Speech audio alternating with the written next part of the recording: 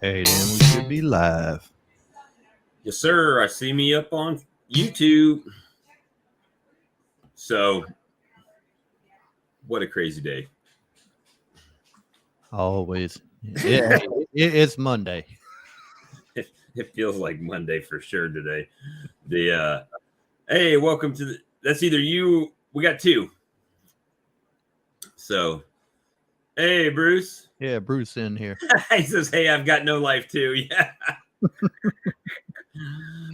We should have called this beekeeping fails stream. It's been a weird day, and it's not the bees, it's me, right? That's what I need. I went out to my bee yard today and said, "It's not you, it's me." You know, the old classic breakup line, right? Oh my gosh, what a day. So I guess the best way to, first of all, how you doing today, Lee? Let's go there. I'm doing good since I'm off work now. I just could have found my queen in my number one hive, but still no luck. Still no luck. Yep. I was even editing the video a minute ago, and I'm zooming in everything, playing it slow, see if maybe I missed her while I was in there the first time. Catch it on video, and no luck. Well, I'll tell you what, this has been the weirdest spring for me, just because the warm weather early, and they were just booming, right? Every colony I had was pretty much just booming, and then I did splits, which set them back, right? So, and they didn't make it, right? None of those made it. We well documented, and then so I was like, okay, well, I'm just going to let these go ahead and build up before I do any more splits off of them, right? To let them try to catch back up from the early splits, right? I'm like, well, you know, it's going to get warmer. It's going to be spring. They're going to start getting pollen and nectar, and they're going to start ramping up, and, you know, let them go. And I was, and it was working. But then we had that little cold snap again. And it's like the stuff that I checkerboarded, they weren't really doing extra, you know, so it looked like they had way too much space. And after talking yesterday, a few of the colonies, I actually just bumped back into single boxes, merged them back together to get them as tight as I could get them. And, you know, put the super on it. So they just, you know, they start moving. Hopefully they start drawing comb and moving honey up. Queen room to lay.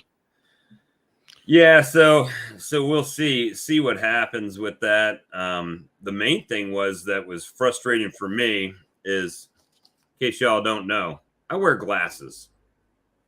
I don't always wear the glasses when I go out beekeeping, because when it's hot out and I look down, the sweat drops inside of my glasses, and then you can't see that well. And so anyway, a lot of times I don't wear my glasses when I go out in the yard. Well, yesterday I made the comment that I had some nukes showing some activity on them, so I wanted to go check out what was going in them today. So this is how this whole day started for me. At this point, I was like, I'm gonna go check these nukes, see what's going on, you know. Well, the very first nuke I go to, I pop the top on. They're looking pretty good, you know. They got a couple frames of solid bees in there, and they're looking good. I'm like, oh, all right. So they made it through the cold snap. Everything's going pretty good. Pull a frame out, start looking, and lo and behold, what do I see? A marked queen. I only had like 3 marked queens in my whole yard, right? And so now I'm on a trek to find out where this queen came from, where I took her from, because there would be a lot of cells in there, right? And so I go through every colony one by one by one, and end up, I'm out there all day making manipulations or whatnot, and so I get to 2 colonies, one being the Ukrainian hive. I think they got invaded by the Russians or something, because they were just not, they had queen cells, right?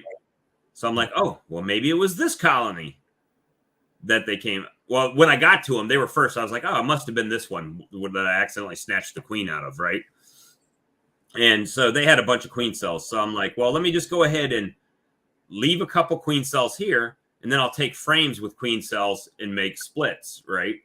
Yeah. So I basically reduced them from a double deep back to a single deep, and then just put their honey super they had on them directly on the bottom brood box. So now it's a single deep with a honey super on it, with no excluder. You're running a medium super, or medium super? Okay. And because they were already drawing that out, so I just gave it back to them. And so who knows what's going to happen there. I went down. Everybody was looking pretty good. My super pissy hive looked pretty good.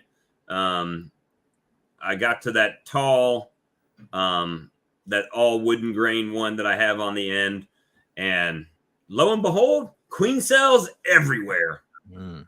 So I don't know if they dispatched her, if they tried to supersede it and it failed. They didn't swarm. There was plenty of bees in there, but they just had a bunch of frames with queen cells on them. So I made splits with those queen cells, frames of queen cells. And I get to the bottom brood box where there should naturally be brood after I made all these splits. And guess what? Not a queen cell in the bottom box at all. Now I'm like, man. So now I'm going to have to get a queen cell probably from my dem array when I check it on Wednesday, pull a queen cell or a frame with queen cells and drop it into that colony. So I'm playing the great shuffle of queen cells and brood. I mean, it's just getting crazy. Sound like my day the other day whenever I can't find a queen and there was cells everywhere. I mean, it was still a good population, so it don't really look like they swarmed, but I've been through the hive 4 times in like 3 days. Cannot find my queen. And yeah, I mean, that's the same kind of like I did. Now, I will say, other than that one aggressive colony I still got hanging out there, and I actually threw a quart of feed on the front of them just to hopefully try to gorge them or give them something to do, or give them a little bit of simulation of a nectar flow or more to try to. Charlie, you put it in Charlie's favorite feeder? Oh, yeah, in the Boardman. Well, I figure they're so pissy, no other bees are going to go. They're not going to get in. So they're not going to get robbed. I'm not worried about that. So, and so I'm actually, which is a little bit frustrating for me right now. I thought they would multiply and double a little bit quicker. Hey guys, say hi in the chat so we know who's here. I only see one comment from Bruce tonight. We appreciate every one of you. And so, but on the good side, one of the queens, or one of the cells that I tried to, that I put in a small nuke out of my dem array before I did the redo, it's actually, there's a queen there. There's no eggs or anything yet. So she looks bigger than a typical virgin, but she doesn't look long like a mated queen. So she could be mated and maybe not. Could have just come back from a mating flight and actually hadn't started laying yet. Yeah, so I mean, I'll give them some time, right? There's a queen in there, so I'll give her another week. I mean, if she's not mated, she's got to go out and fly and come back. And if she is mated, she's going to start laying, right? So, hey, Kimberly. Hey, Matt. Yeah, hey, Matt. Hey, Kim. So, yeah, so, and when I think of the frustration I had today in my little yard with the amount of colonies that I have, it's like I can only imagine when you have 100, 200, 1,000. Well, you know what? When you got 1,000 colonies or 2,500 or something like that, like Bob Benny, this wouldn't even it wouldn't even phase them. They would You look would at the situation, they would drop another queen in it or whatever, and they would roll on. move on down the line. Yeah, or they would just converge that with something else. But when you're trying to produce honey and you're trying to keep them as strong as they can, you know. Hey, you Now, talk about moving your queen. Last year when the honey flow was over, I done a split from a number 2 yard, done 3 splits, moved on to a 3rd yard. Out of those 3 splits, somehow I moved 2 queens. well, I did it. The owner of the property, he always said he wanted to get out there and look at bees, but he was scared. So I brought an extra suit. He put it on. We sitting out there looking, and he's like, "Is that the queen?" I'm like, "Oh no." I said, "I didn't bring the queen over here. I'm gonna let them make an emergency queen." Well, what's that white dot? I get to look at it, I'm like, "Oh, I moved my queen." Yeah, I did it last year, but and I might do this year. I haven't figured it. I got to really go back through. I was after by the time I found those 2 colonies, I was pretty messed up in the head at that point, I guess, a little frustrated. And so I'm going to go out tomorrow and assess the frames of queen cells, right?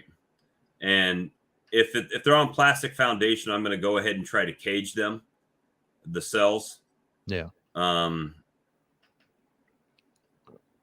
And that's the other thing. They still have to be kept warm, right? So you got to watch at night. If you cage them and the worker bees can't get to the cells to keep them warm, then you could inadvertently kill them too. Yeah. The way I did it last year, and this is going to sound kind of crazy, but I took the frame and every day I would go back in and check that frame. If one hatched out and I would take that frame out, I'd make sure the queen that hatched wasn't on it. I would take that frame out. I'd find that virgin queen walking around the box.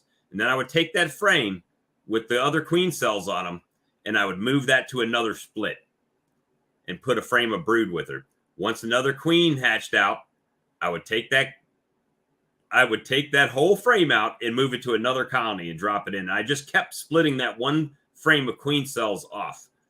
And I ended up being able to get a few splits off of that one frame.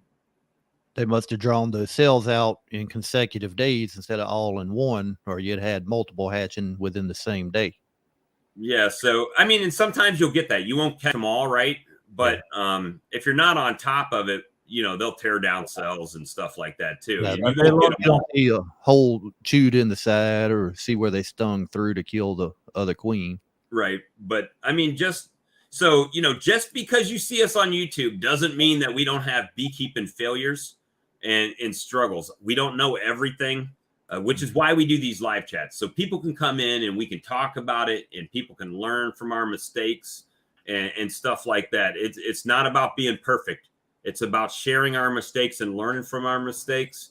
And Help us learn from our mistakes and maybe help somebody else learn not to do what we did. And just doing the best you can, right? Yeah. So technically I can, even that last one that I took all those cells up that had none in the bottom, I could technically now, there's no queen in the box, no cells in the box. I could literally split that, and I may do it tomorrow if I think about it. I might just split the top box off, make it its own, put a frame of eggs in each one of them, let them both make queens. And then I ended up with, 5 or 6 colonies off of one. Will it produce honey this year? No, probably not. I probably ruined it for that colony or for myself. But next year, I'll have 6 colonies producing honey. So it's kind of like, That's where I think I got lucky. Last year, I had the one overwintered hive and then 8 brand new nukes. I didn't get my nukes until April the 29th because of a freeze we had down here, put everything a couple of weeks behind. Mm-hmm. I still got 2 medium supers off of each one of those nukes. I took a medium and then I left them with medium to overwinter. So, I mean, I did get a little bit of honey from them. It wasn't a lot, But that's what I'm hoping for this year. We're hoping to get the nukes the beginning of April, so I'll be 3 weeks at least ahead of schedule from last year. And the splits I also made today, I made them stronger than I have on the other ones. Yeah. So the chances of their success will be more. And I've got drones are not an issue. I've got drones by the bucket load right Yeah, now. I've seen a bunch of drones here. Now I went to my number 2 yard yesterday, and I'd made a split there before I started working these 712s, but I didn't look at the weather. 3 days after I made the split, we had Mm-hmm. nice chilly weather come through. I hadn't had a chance to go back and check that split until yesterday. What did I find? They were all dove head first into the cell, butt sticking out, and they were dead. Yep. But it was a weak split that I made too. So Hey, I Bobby. made a bigger split this time. Hey, Hey, Bobby. Iowa lands beekeeping. What part of Iowa are you in, sir or ma'am? I actually grew up. I say grew up. I say I grew up places a lot because I was a military brat and we moved around. But I lived in Cedar Rapids for quite a few years, so I'll say that. So familiar with Iowa. I consider it my home, actually, before South Carolina, but I've just been here the longest because this is where we landed when I was older. But so yeah, so there, it. I will give you a peppermint patty update today. I didn't. Here's the thing. When I went out, I knew I was going to be doing a lot of stuff in the bee yard. I didn't have a specific task I was going to be doing. So I didn't, like a dummy, I didn't do the dirt rooster, just record bee footage, right? I didn't do that. I didn't record any footage when I was out there today. And when I had, with the peppermint experiment, I've had 3 colonies that have had peppermint patties on them, right? And I had 2 colonies that just had regular patties on them. And all the peppermint patties had very little bit of pollen left in the colony. Very little bit of the pollen patty was left in there.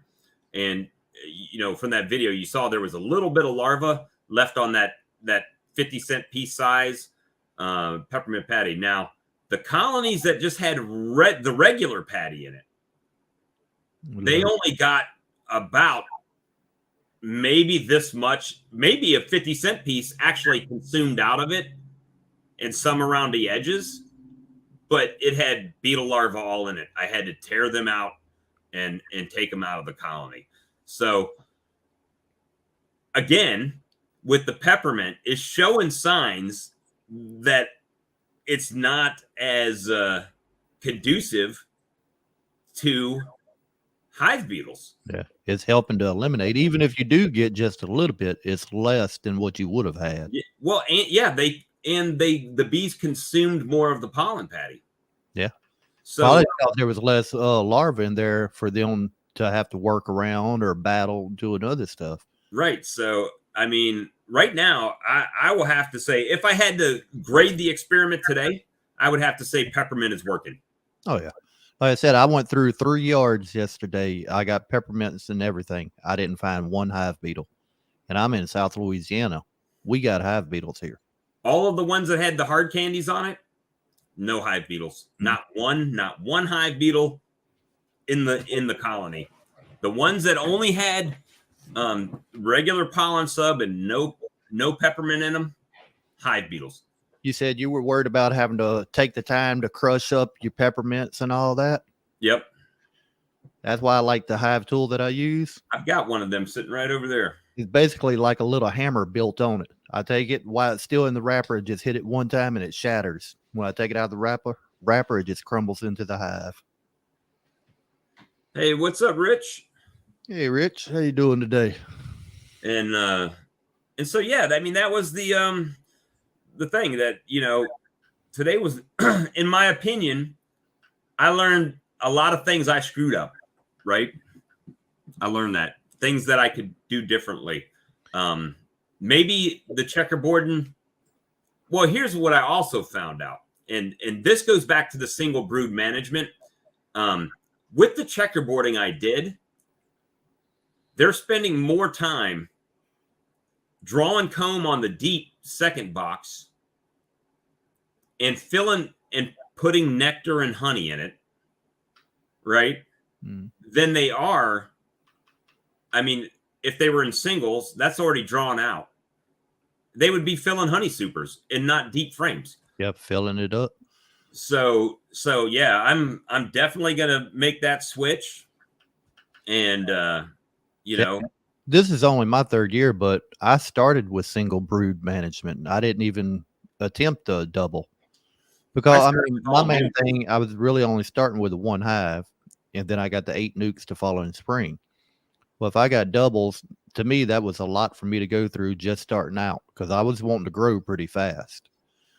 Right. So, and then with a bad back, that was less weight I'm picking up every time. Also, I always heard if you pull a dead bee out of the cell, there will be an egg.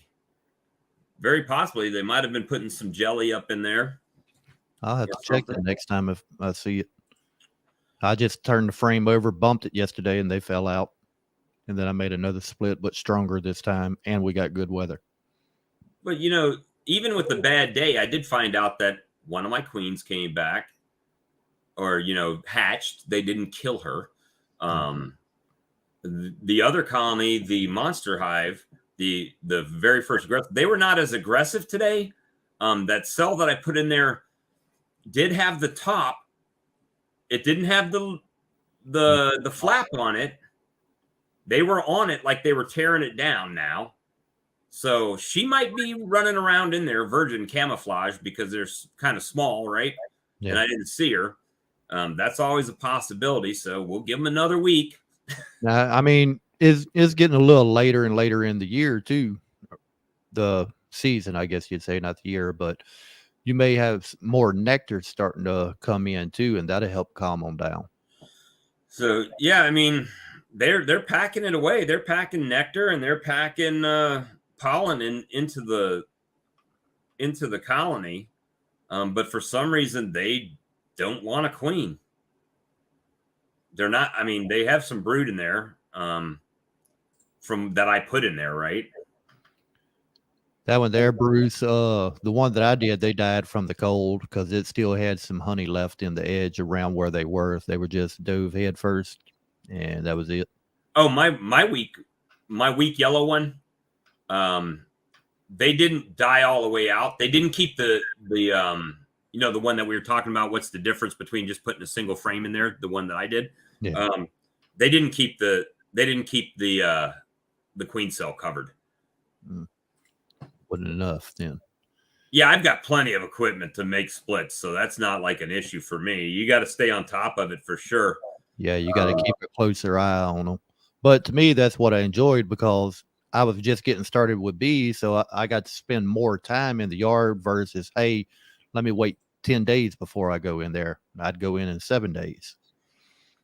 So, on one side of it, assuming that the queens are successfully mated in these new boxes, um, or even the old boxes, right? They're naturally they're naturally requeening themselves, which is better for the long run. Mhm. Obviously, they were bigger colonies, so the queen was pretty good, So it'll just be new genetics from the same queen. Well, Um, that's kind of what I was wondering about my number one hive that I couldn't find the queen in the past several days. This is her third season. Now, she still had a great brood pattern, but she is getting older. So I'm still wondering because it's a decent population in there too. I ain't noticed no big drop. So I was thinking at first maybe they swarmed because I couldn't find her. But with the population and it being third year, they may have just superseded her and just laid up a bunch of cells in it. right. Because I pulled out several cells, made a split into my horizontal nuke, and then still got cells in there for them to requeen. Well, so yeah, so I mean, it's I'm definitely not where I thought I would be at this time. Um, with a lot of my colonies. Um, Yeah, Rich, we didn't have nothing better to do. yeah, yeah, that happened to me. It's and the funny thing is, like to give you an example, it got into 30s. I think it touched 38 or something like that. But we've been well, now to give you an example, over the weekend it got into 30s, right? And now we do have it says 40. It's supposed to hit 40 today, and then it's 48, 65. I'm talking lows here, 65, 54, and then it's pretty much in high 40s and low 50s. And then by Wednesday, not this Wednesday, but by next weekend, it'll be low of like 60 constantly. For the highs, we're in the 70s. Wednesday, it's going to be 85. So, I mean, it's definitely the temperatures are swinging kind of crazy right now. So, we'll see. That's one of the reasons I basically undid. I undid a lot of stuff today. Yeah. And I noticed when I did the checkerboard that it just didn't seem like they were drawing out the extra comb, and taken to it. No, they really weren't. So how old the wax that's on that comb? Well, sometimes if your wax gets older on there that hadn't been drawn out yet, just like the factory wax they want to put on, if it's older, sometimes they won't touch it. Well, yeah. So I a lot of it was those brand new frames that I checkerboarded, and some of them did really good with it, and some of them didn't. So I basically moved whatever brood that I had up top back down in the bottom to make them single, or if they were in triples, back to doubles. You know, I just condensed them back down. Because I could almost guarantee you tomorrow night I'm going to start getting ready to wax all of my new frames, even though they come with wax.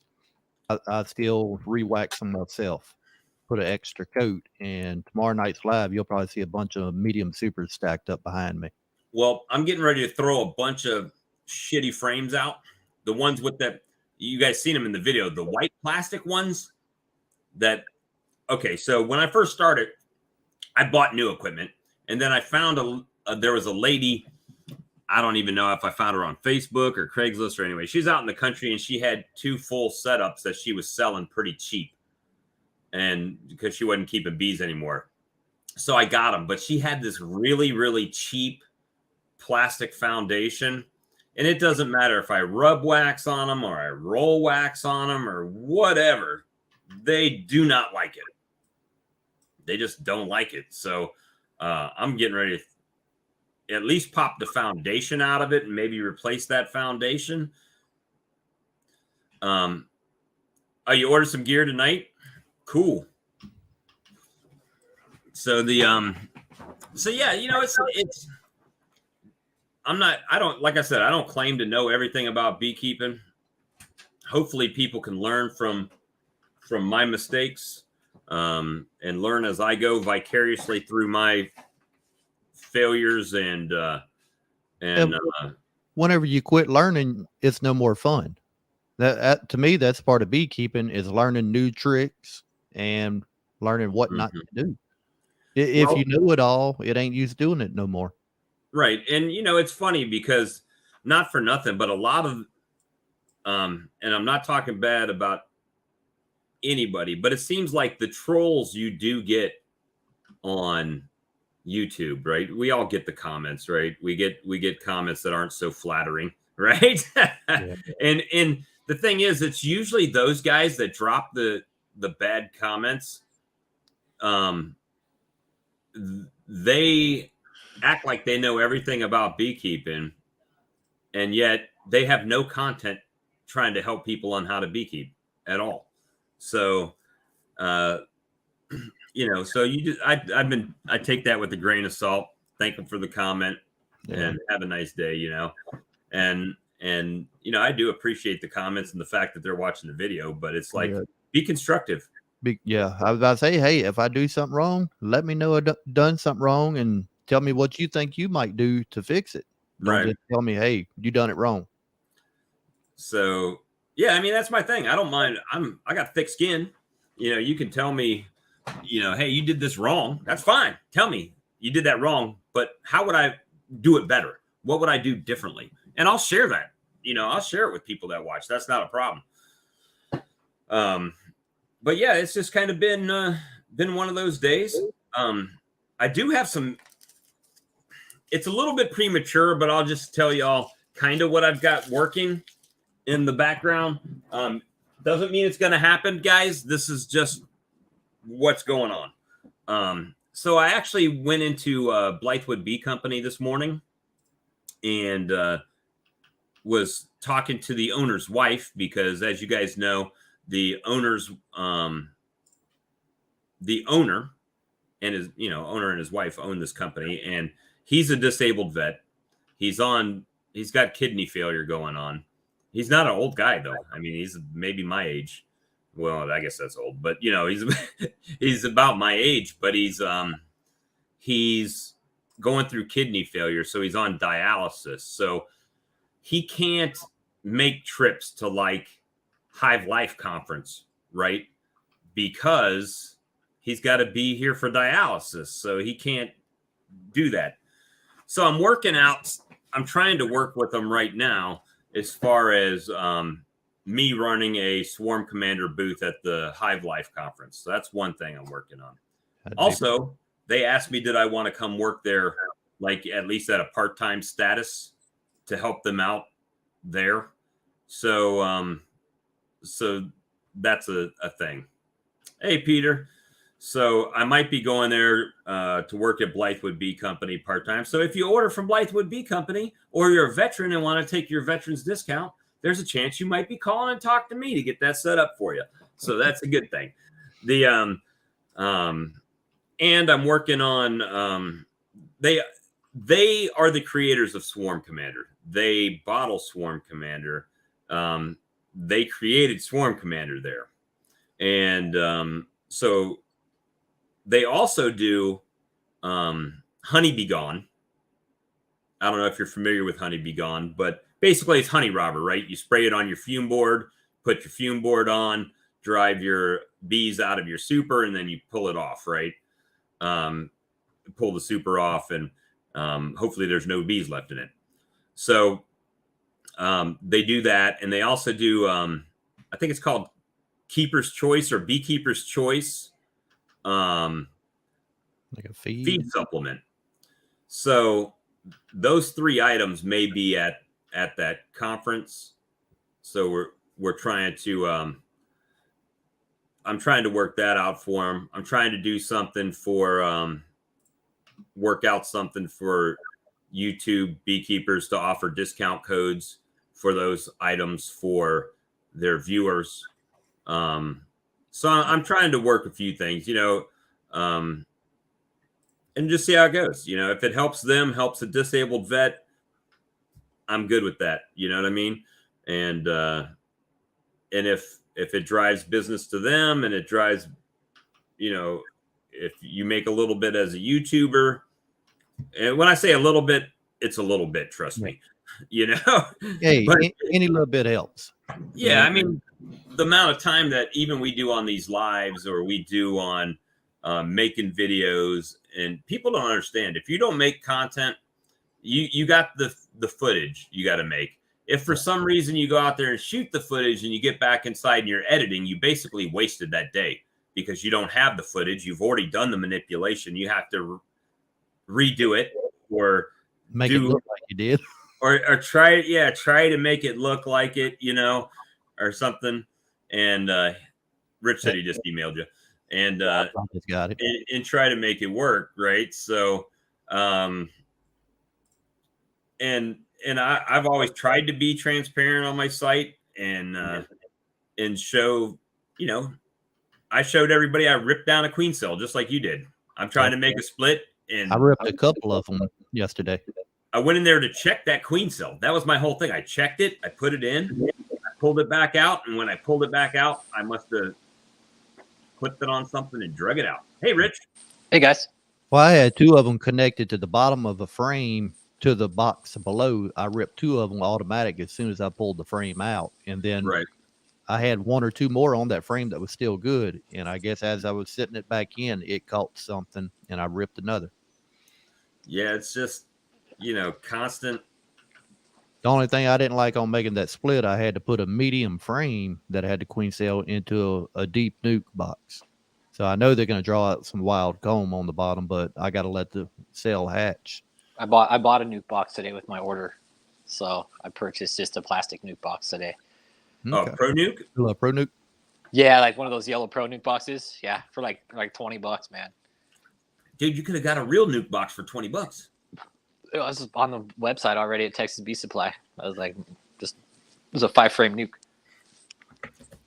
And Rich, I do owe you something now, though. I got to figure it out. And we've talked about this, that I'm gifting you my my old honey extractor. Oh yeah. Thanks, man. So, appreciate that. So we're gonna. I got to get that thing boxed up and get it out of my wife's kitchen here soon. Now that the porch is wrapped. Yeah. So to be honest with you guys, I talk about Blythewood Bee Company a lot. I have never been given anything from Blythewood. Well, let me preface that. I have not been given any product. I don't make any money from Blythewood Bee Company to talk about their company. So I'm not getting any sponsorship or anything like that. So don't think it's that. The only thing they've ever given me is when those little snap vials, like I sent you. Yeah. Rich. Yeah. When they first came out, they gave me a sandwich bag with 5 or 6 of them in it. And there was no card. I mean, they were tests. Yeah, it was basically a test. And I actually did a video on them. Mm-hmm. And, so it's just like, I pay for my equipment, guys. I pay for everything. So hey, Lee, a lot for it. I sent you a link in your email too. It's a documentary I just found on YouTube. They just put it up a few days ago. And it's about a world without bees, basically. Okay. I recommend everybody watch it in the community. It is subtitled because it's in French and some other languages, but it's talking about the use of pesticides, insecticides, and it was really good, man. Basically saying, hey, if we lose bees, we'll have food stores for about 3 years. If we lose bees, we lose humans, basically. Yeah, you would have food stores, but that would all be canned processed crap anyway. Yeah, that's what they mean. Have fresh stuff. No, you wouldn't have fresh stuff. And they're saying there's an area in China, Sichuan, China, where it showed these people manually pollinating trees because there's so many insecticides and pesticides used. Like there's no bees. A lot of people do that on their tomatoes or there's some vegetable that I saw that they were actually just rubbing the plants with their hands. You can do that with tomatoes. Tomatoes, that's probably what they were doing. Some of them will take an electric toothbrush and put it just under the flower, and when it shakes, it drops the pollen off of the pistil into the inner part and pollinates it. So, but these people are climbing apple trees though with these little sticks with little. I read a little thing here a while back. They were trying to do some fruit tree pollination with drones. Now they were loading up basically baskets of pollen. They fill them at corner. The male, the female, whatever, taking it up, and then it would just sprinkle it out over the trees as it flew. Huh. Well, I mean, it's going to be interesting to really see how this year shakes out for me. Obviously, I've invested a lot of money into stuff this year, and I'm probably like the typical farmer. I need a honey crop. It's not an option to not get a honey crop for me this year. That was hurting me with my bees swarming while I was working all them hours and couldn't get to them. But I'm hoping, since I'm a couple of weeks ahead with the weather compared to last year, maybe I can catch back up before the true flow hits. And so that's where I'm at too. I'm hoping that some of the stuff that I've got cooking, that I've done a lot of it, I'll do just for YouTube, right? For content. And like the Demarest, could I have not done a Demarest? Absolutely could have not done a Demarest. But it's good to know information. Yeah. You live and you learn. And here's the thing. I want to say it was Bobby's Bees that said it looked like that I was weakening that colony. If I'm incorrect, Bobby, I apologize. I think it was you that said, And I agree with you. Absolutely. To the extent of I didn't let the demo array complete, and I harvested the frames of cap brood and the queen cells that were created. Instead of just smashing the queen cells and letting the brood hatch to boost the population, I harvest those for splits in weaker colonies or queenless colonies to try to help them requeen themselves. So in the aspect that the main colony was weakened, you're absolutely correct. But there's 4 or 5 colonies that got donor material to help boost them. So it's like sacrificing one for the needs of many, is kind of where I went with that. And the same thing with this. Now that I've made an error in another colony or another couple of colonies, now I've got to rectify that. So I know Wednesday when I go in there, there will be queen cells in that demo array. It's just the way the system works. There will be queen cells. And I will harvest them queen cells, as many as I can, and at least give them back to the 2 colonies that I know now are queenless, right? Yeah. So, and that's kind of the work behind that. What you got up there, Lee? This is what I was talking about. It's going to try to help me a little bit this year because of the bees swarming. Oh, you're tracking your clover. Or you're tracking your blooms. Nice. I got 3 lines for each month: the beginning of the month, middle of the month, end of the month. Anyway, our tallow don't actually start budding until the end of April, and that's our main flow is tallow. That's where we get the most of our honey from. So I've got basically 4 weeks until my main flow hits. So I still got time for my bees to build up. That's what Hillbilly told me today, that tallow is a big honey flow. I didn't know that. Yeah. He said that's huge. He said that's like one of the bigger one. Hey, Bobby, if you want to see a really good demo array video, I mean, a really good one, look at Lawrence from Black Mountain Honey. Yeah. He's got a series called My First Nucleus. And he actually made a nuke, and he tracks that nuke week by week through the whole year. And he does the demo array in the middle of it. And he really explains what happens and how you supercharge that colony, because you've taken the brood from the bottom and you moved it up top, and you go in every week and make sure there's no queen cells in anywhere. So all of those worker bees and everything, once all that brood that was in the original brood box hatches, they come down. And the workers in the bottom, since she had a very open box, right, with just foundation, they get hot in there and draw that comb up and give her room to lay immediately. And that way you've got a full brood box on the bottom she's laying out. You've got the full brood box on the top that she's already laid out. And if you don't take any resources out of that, and you just smash the queen cells so they don't requeen themselves, you've got a ton of bees in there, and it keeps them from swarming. So instead of checkerboarding, you just do this manipulation, and it helps build the colony. But he does a great job on it, and it's a whole series, and you can follow it.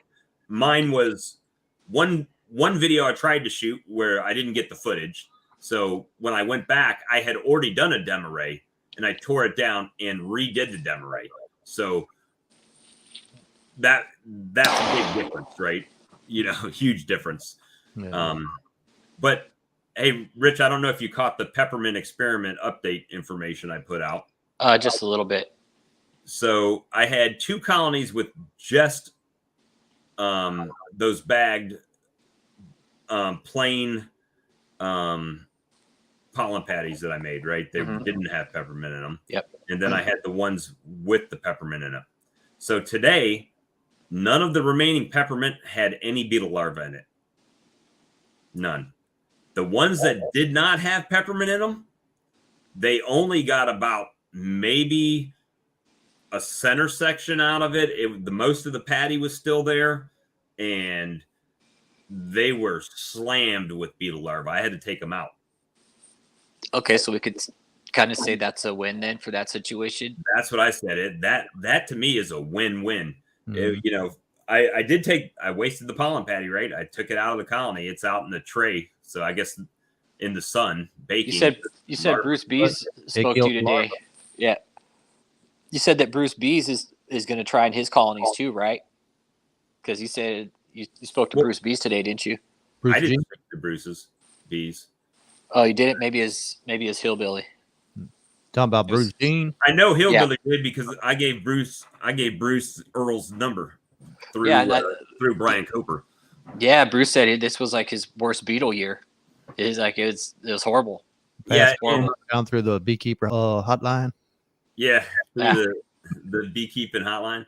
Well, Yeah. it's kind of weird because I don't like to give people's numbers out because No, Hillbilly just told me, and Hillbilly's like, yeah, he had a bad year for beetles, and he wants, I guess he had some slime outs real bad. Yeah, Well, I've seen a couple of Bruce's videos from last year. He had quite a few problems on some of his. Yeah, and I'll apparently flat he said tell you. never again. And so I'm thinking Bruce is like, I'll try it that at this first point. round that I put peppermints in there, those colonies still don't have hive beetles in them, and I haven't re-upped them with new peppermints.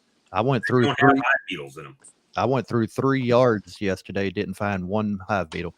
And you put peppermint on them, or you didn't yet? Yeah.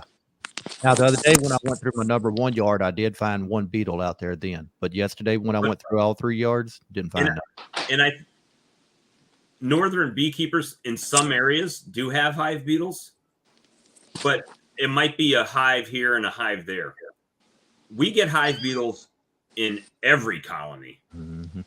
And I mean, literally, we can't just do oil traps. We got to do oil traps with Swiffers, with guardian entrances.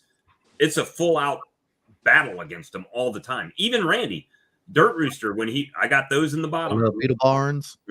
Randy was on the other day, Dirt Rooster. He stopped by and he said, he said the same thing I said, and I've never talked to him before. He said, we have a worse problem, in his opinion, with hive beetles than we do varroa mites down here. And we'll get the varroa mites down here, but not like other places. Our main pest is the hive beetle. But if I can treat for hive beetles with the $5 bag of peppermints, done, bro. Right. You can consider that treatment free. You can consider that a treatment free thing, right? I mean, it's sugar and peppermint extract, and that's it. Now I haven't put any in any 1-to-1 because I haven't been feeding. Only a cup. I've got 125-pound bag left. That I've been doing a little bit of open feeding away.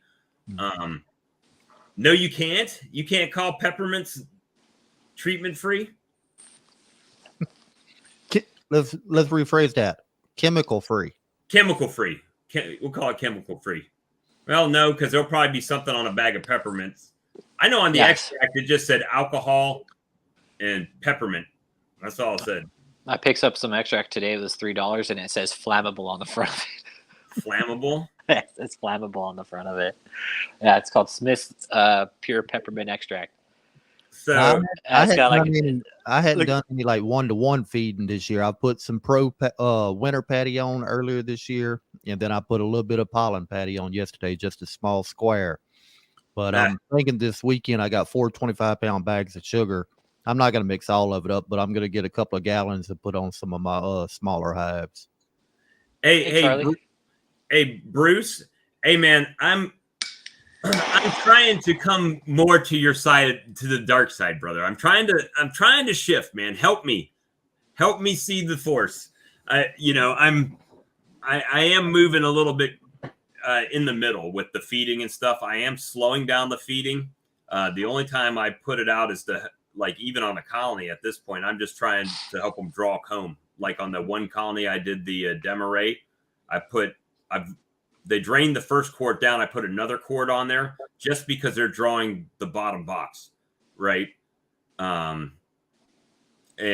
trying to give them something to draw some comb up a little bit quicker. But other than that, I haven't really been feeding at all. To try to keep, well, it's a double-edged sword, right? When you got small colonies and big colonies in the same yard, it's kind of challenging. But so yeah, I mean, there's things happen, and I might get some footage this weekend though, if because Blythewood Bee Company was asking me, saying they could use some help for their nuke pickup. So I might be going out there to help them facilitate loading up people's nukes for them. Hey, Rich, check that side chat. Yeah, I don't have his email. I thought I had it at one point. Charlie? Yeah. Do you have his email? Can you drop a link for him so he can hop in? Bob, do you have his email? Yeah, I got it. Okay, awesome. I have to find it in all my other emails that come in. That's what I was trying to do for Rich a while ago. I just couldn't locate it. And then for some reason, what is it about Gmail now? You used to be able to just keep scrolling and scrolling and scrolling, and now you can only scroll a certain amount, and then you got to delete a bunch before you can get down there. Let me see if I can search it. Yeah, some reason StreamYard's just acting kind of funny today. It ain't wanting to do certain things, so we're having to do little workarounds. All right, Charlie, I just sent you a link in your email. You ain't getting sick, are you, Rich? No, I'm good. It's nice down here in Texas. I've been out all day. I think we got up to about 85, 86 today. Light breeze. It's pretty nice. Yeah, we're looking at average. Right now it's 78, a low of 57. Let's see, tomorrow high of 84 with a low of 54. I actually had to do something at work today. Oh, that's a bummer. I've been sitting in the crane for 4 or 5 days, not doing nothing. Yeah. You still get paid, just sit there, huh? You watch beekeeping videos and stuff? Definitely. That or take a nap. I would. Shoot. All right. It makes for a long day, though, just yeah. sitting there in the crane. All right, so here's something we can talk about. I got this in, and it's still got my ball cap in it. All right, so I got my Guardian jacket in. All right. You guys have, you've got a Guardian jacket, right, Lee? Yeah. So let me show you. I've got my Guardian. You got 2 of them? Yep. All right, so I got my Guardian, and then I got a very similar netted jacket made by Cool Shield. Okay. Now, the quality difference on these 2 jackets, save the money on the cheap one, go in a little bit heavier when you buy your good coat, because it's night and day difference. And I don't know, it seems like this is thicker. It's a thicker product. The airflow was better through the Guardian. I didn't sweat at all in the Guardian jacket today. It's like the material, when it touches you, it stands out to where it's not just clinging to you. I took no stings through the gloves or anything today. Using this. Yeah, my wife bought this for me. I already told him that the other day. So yeah, this jacket with no gloves was like $160. All right, now I got a question on that. She bought you something. Did you get her anything? Yeah, I do everything for her. Yeah, right. I'm trying to get you in trouble. You hear? She's giving me flack. But the lighter jacket, even though it looks like a Guardian and it's mesh, and you think, oh, I'm saving money. Yeah, I still get stung through this jacket. Like on these sleeves right here. That's another thing. This is mesh all the way up to the sleeves on the Guardian jacket. And the cheap knockoff is not. So I still take stings through the cheaper one. So I highly recommend this coat. If you're looking to buy a new coat, I would definitely look at Guardian. Again, not sponsored, just an observation and personal experience. Of course, you got to make sure you got the hood zipped up, because I took a sting not through the jacket, Not due to the jacket's fault, but because on my old jacket it zips all the way around, right? But this one also zips the other way, and I had about a 8-inch gap here. And when I got to that mean colony, I ended up with one walking around the inside of my veil outside, and one ended up stinging me right here. So That's why I like the ProFit veil. You zip it up around all the way around your neck. But you Making Dreams B said, yeah, he bought her a honey extractor. If you get a drink of water or anything, or just wipe your face, the front of it unzips and folds down. Yeah, that one zips down too. Oh, it does on the front? Yeah, it zips down too. So that's cool. Definitely a good jacket.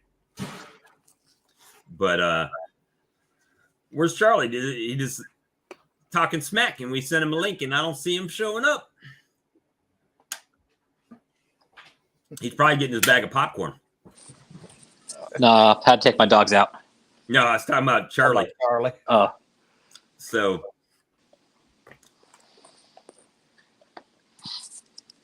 StreamYard, Charlie. Check your email.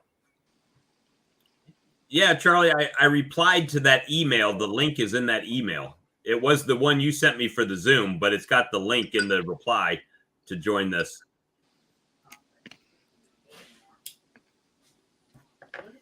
But so made mistakes for sure today. And I'm really want to hear Charlie, because Charlie's going to blast me. You dumbass. Oh, yeah. I can hear it now. Dumbass, throw out the damn Boardman feeders. You're screwing it up, you little young buck. I'm getting rid of all of my frame feeders because they was taking up 1.5 frame spaces. So I was only getting 8 frames. Yeah. And, I see Cayman uses them and everything. And I bought more this year. I bought more of them. Well, I had bees drowned in too.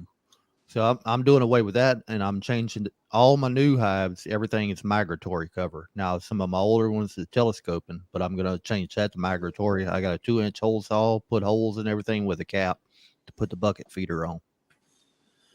Are you just going to do that for the spring, Lee? Spring and summer, are you going to keep it like that? Mainly, well, I'm going to do a little feeding this weekend on some of the smaller hives, just kind of help boost them up a little bit. But after the good flow, I'm going to throw the 1-to-1 with them with brand new supers and let them draw those out during the dearth. And then see how our goldenrod goes this year. Yeah. Why don't you just come on, Bobby's Bees? Don't be shy, man. Yeah, dude, anytime. Just come on, Just come on, dude. Hey, good, man. Let's just drop the link, man. Fuck look at this face. I mean, all people here, man. Ain't nothing everybody wants to see. Yeah, man. There you go. I just dropped the link. Hell with it. Let's see. It's working now. Well, the thing is, guys, we weren't purposefully not dropping. Well, we were kind of, because we were not trying to go for 4 or 5 hours tonight because of work restrictions, and we have a tendency to want to stay and talk longer. Oh yeah, well, we talked for an hour before we got on the stream to talk for 3 hours. Beekeeping is something we never have an issue talking about. So, I got about 30 minutes left for me. Oh yeah, he says I can go all night. It don't matter. I could. I just don't enjoy it in the morning when I got to wake up at 3:30, 4 o'clock in the morning. All right, go ahead. There we go. Charlie, I know you've been listening to my screw ups, and go ahead and get on it. You were right. Hold on. First of all, I got to give credit. You were right. What was that? I wasn't didn't catch this. All right. So that 1 frame week split I did. Yeah, it didn't work. In it, but they didn't stay on the queen cell. Let it chill to keep the brood alive. So, but yeah, made some mistakes. But see, that's just it. You learn. Now you know it doesn't work. Well, I went out to remember we were talking yesterday, and I said, I saw some activity around those nukes that I wanted to go check out. Mm-hmm. So the first one I went into, it looked like 2 solid frames of bees in there. I was like, well, that looks pretty good, and I opened it up and frame out, Mark Queen. I'm like, what the hell? So evidently when I split that, it was one of the Mark Queens where most of the paint was off of it. Right. And she must have been pretty well camouflaged. So I moved the queen out of one of my good honey producing colonies into a nuke box. So then I didn't know which box it came out of. So now I had to go through the whole yard, frame by frame by frame. And I went to my Ukrainian colony, my blue and yellow, right? Ukrainian flag colony. And it had a bunch of queen cells. So I'm like, oh, must have been this one. So I'm like, well, I'll leave a frame with some queen cells, but I've got a bunch of frames with queen cells on it now. So I started making splits, right, with queen cells, or with the frames with queen cells. And I'm like, well, I've gone this far. I might as well go ahead and check the rest of the colony. So I get to my other triple deep, and well, it's a double deep with a had a honey super on it. So I took off the honey super. I get to the top box, queen cells, boom, everywhere, bunches of them. So I do the same thing, start making splits. Hey, Rhonda. I get to the bottom box after I've already made all these splits. I get to the bottom box, no queen cells, no brood in the bottom. So now I've already made all these. Now I got to add a queen cell back to that colony.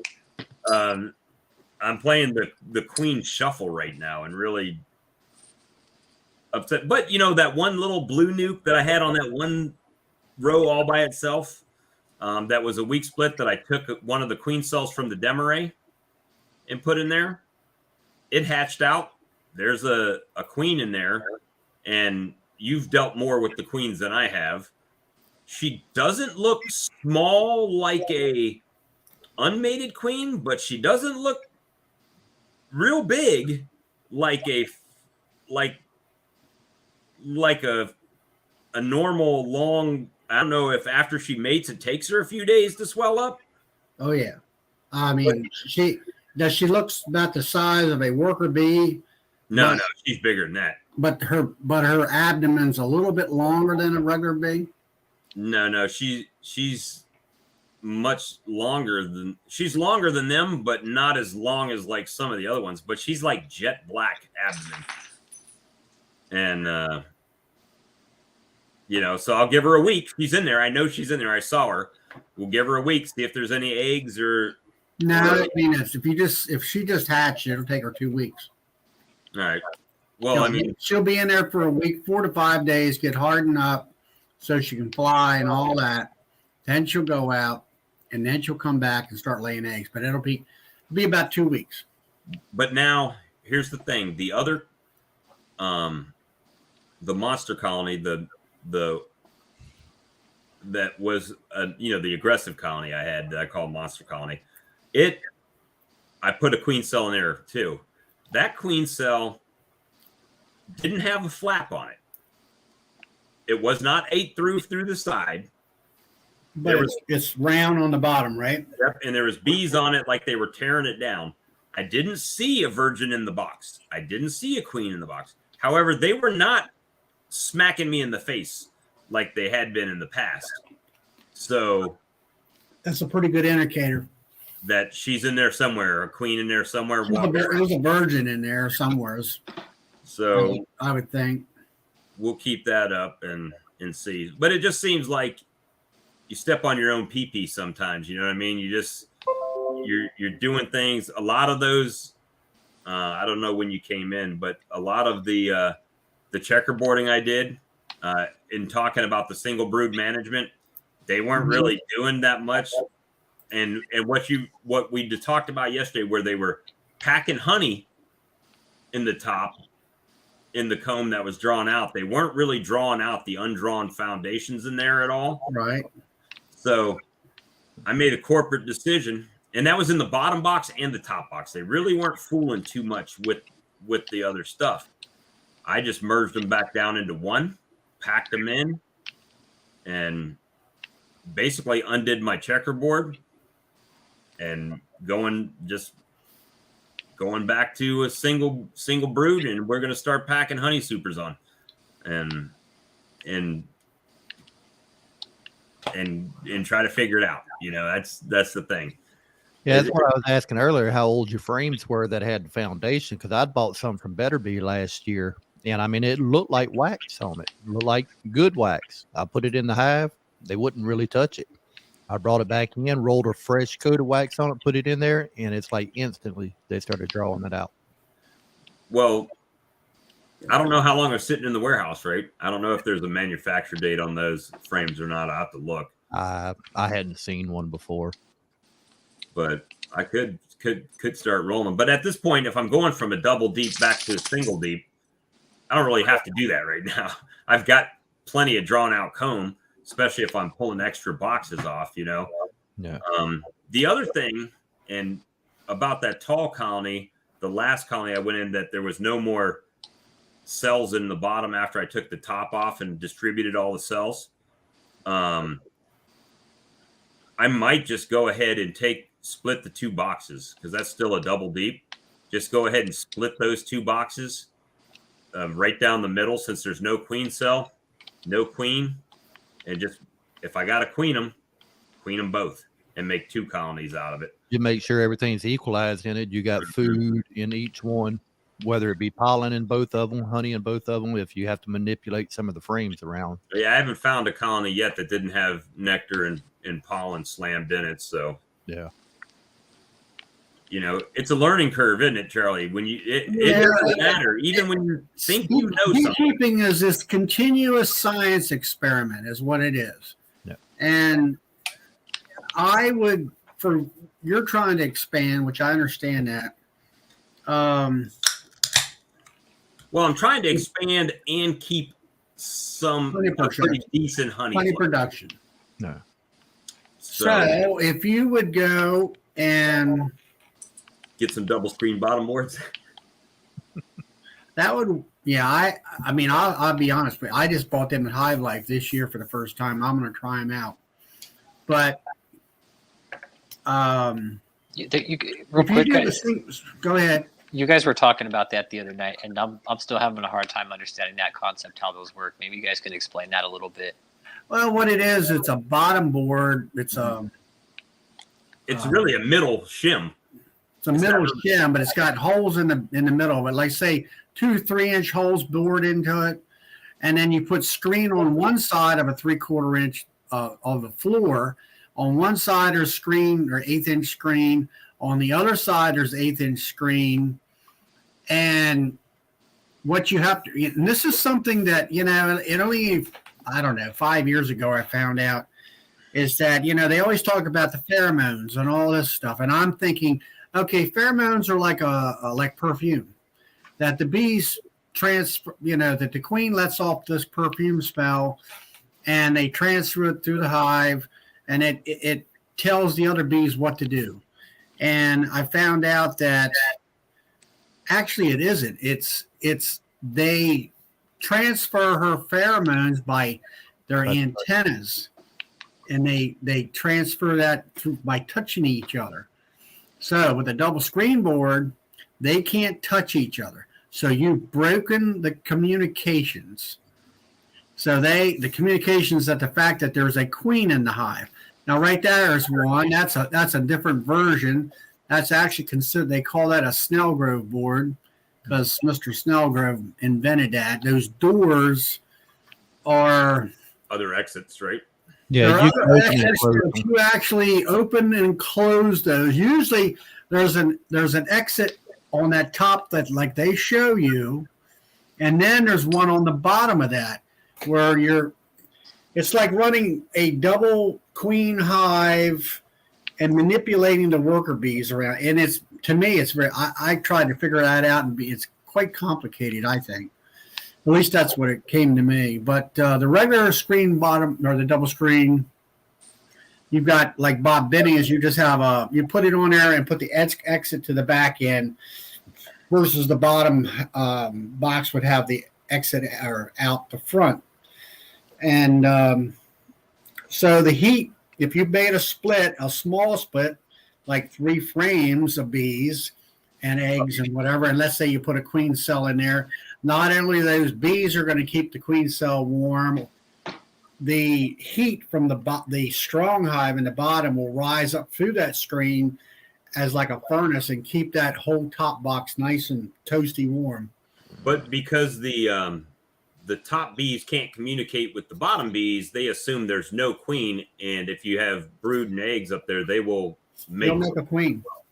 Okay. They will make a queen, or if you put a queen cell up there, she will hatch, and it'll be like an individual hive on top. But what they get is they're utilizing the heat from the bottom of the hive if it's a small hive. Gotcha. Okay. So if it's an early spring when there's like chilly air, or like now, or like here, it's 27 degrees tonight, and that's one of the advantages to that. And if if you watch Bob, some of his videos, he'll talk about like feeding with it. Let's say a regular mated queen. And what happens is the forager bees, which are other mean bees, they will leave that top box when you put those bees upstairs and go back down to the bottom box where they know where home is. Well, then he's stating that your queen acceptance goes very high up, and the success rate goes quite a bit high up. And that's and it's a tool that and essentially that's what the demoray is too, because you're distancing the old brood and nurse bees from the queen and the forager bees. Right. So I mean, it's a tool that I think the Europeans use quite a bit, and it's started because of Bob. I think in his videos, now people are starting. I'll take credit. Bob Benny.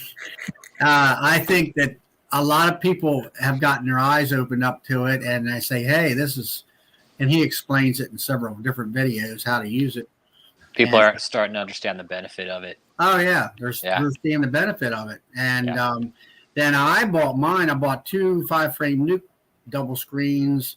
I bought the ones like that picture showed with those side entrances, because I'm like, okay, I don't want the bees coming out at me while I'm standing behind the hive. So I said, I'm going to buy the one with I have options where I'll use the side doors and let them go out the side of the hive, and let the foragers or whatever go out the side of the hive and go back down in the bottom box. That just gives me more options. Hey guys, I know we got 18 or 20 people watching right now. Remember, tomorrow night is the actual night we do live streams, Tuesday nights. Yeah. Although it seems like other than like Wednesday night when the stream team's going, it's Russian roulette. You can get a live stream at any time. So be standing by. Yeah. Definitely scheduled Tuesdays. Everything else is a bonus. Yeah, just bonus material. Let's see. So you just use a solid board? Yeah, but we were talking about the double screen bottom board for in between the colony. I've only got one screen bottom board on any of my colonies. So I don't use them at all here, really. And that's only because I bought that in an old one, and I might replace that this year. Yeah, thanks for the comment, Bobby. Maybe I do something. I know something. Yeah, I mean, I think like I've said before, is subscriber count does not denote knowledge.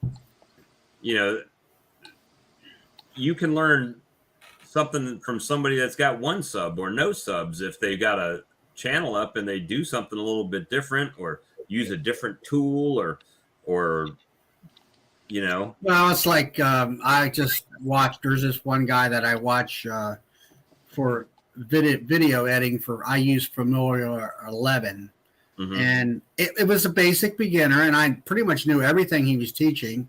But then he did a couple little different things on how you stretch the video out or whatever, and I'm like, oh, I didn't know that, you know. So there's these little tweaky things that work out well for you.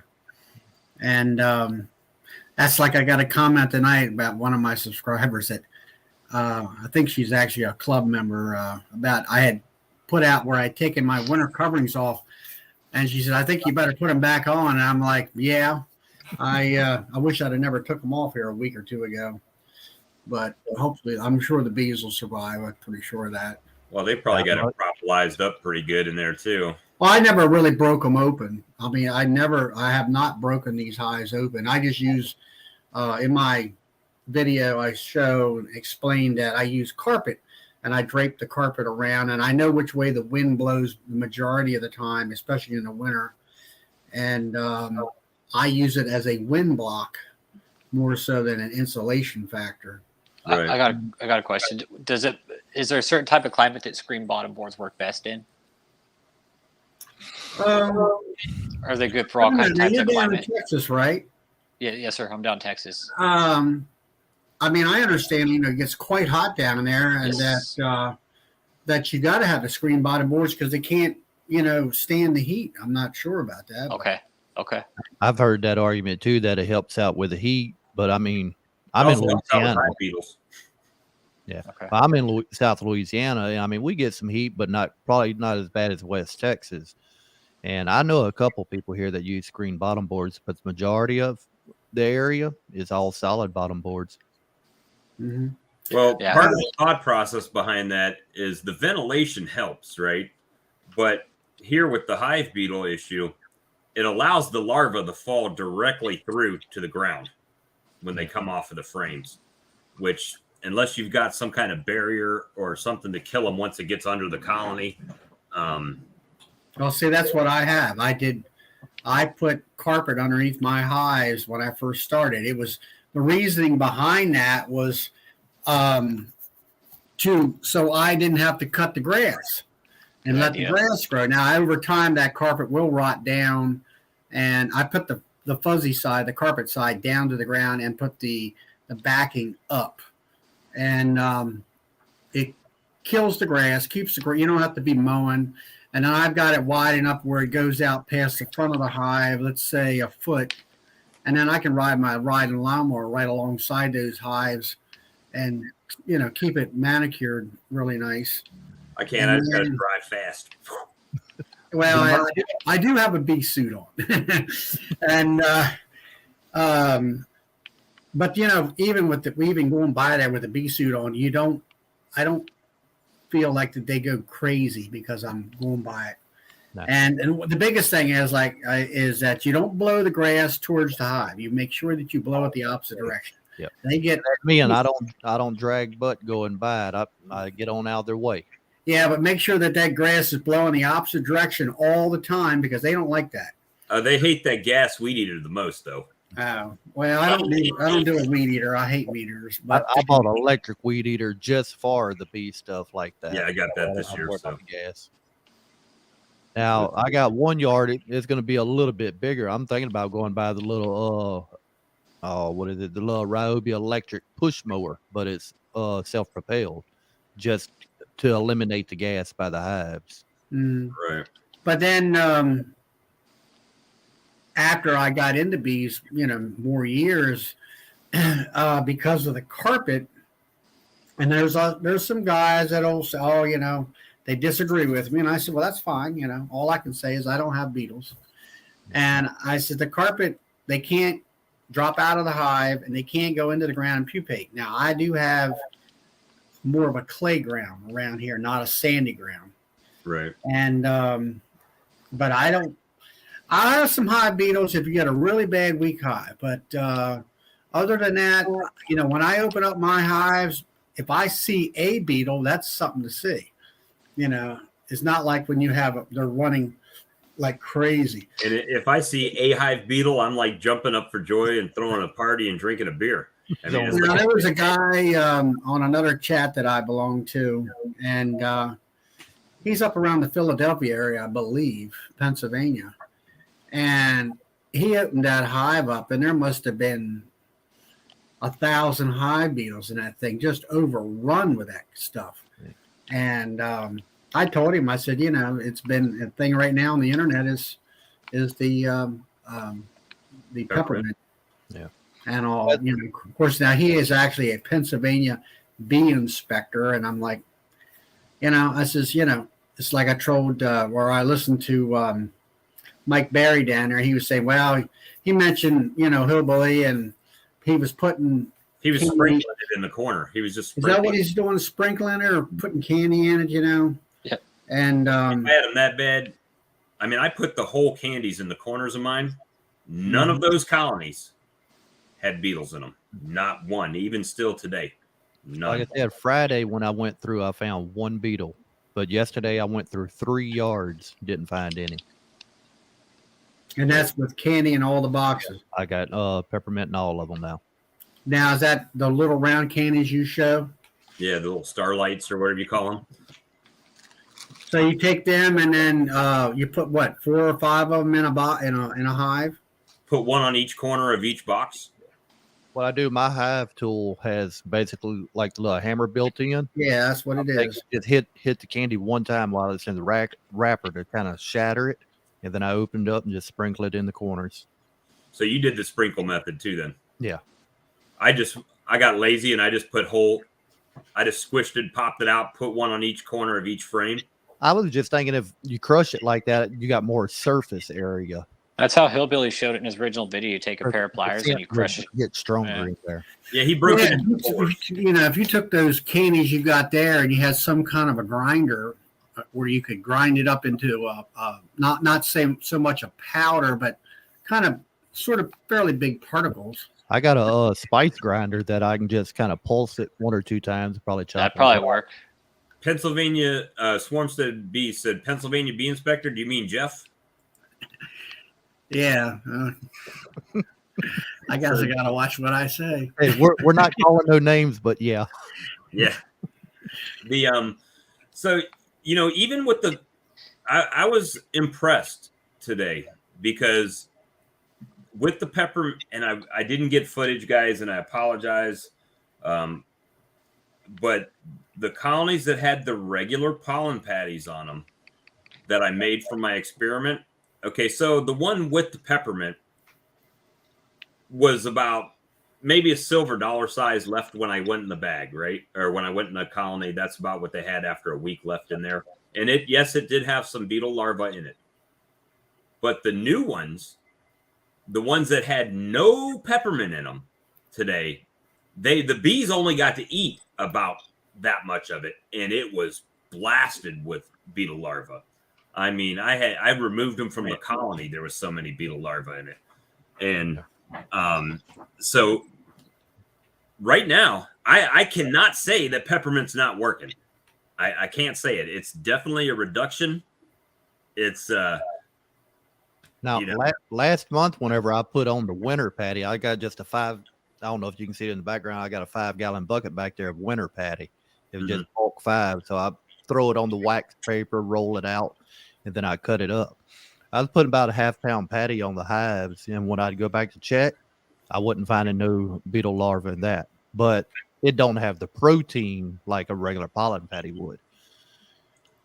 So it's interesting for sure. I mean, the funny thing is, he said he learned it from his mentor that's long dead and gone now.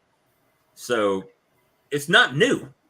So why did it go away if it works? Because there's no money in it?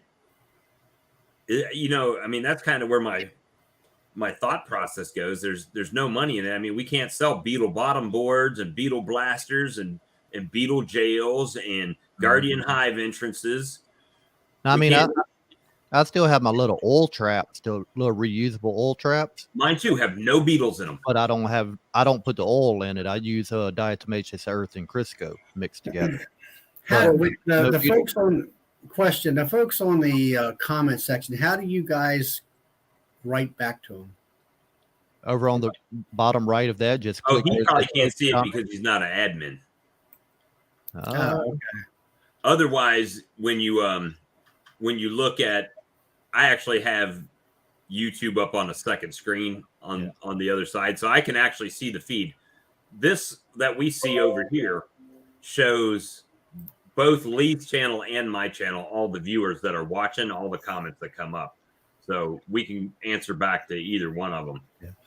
You would have to open another window with YouTube, but you'd have to mute it or you'll get that audio loop. Okay. I know what you're talking about now. Yeah. Swarm says like any pest control, it'll probably only work temporarily. I don't It's know. We're gonna see. possible, but as long as it stays working, I'll keep it in there. Now, if it stops working, I may have to find something else to put in there.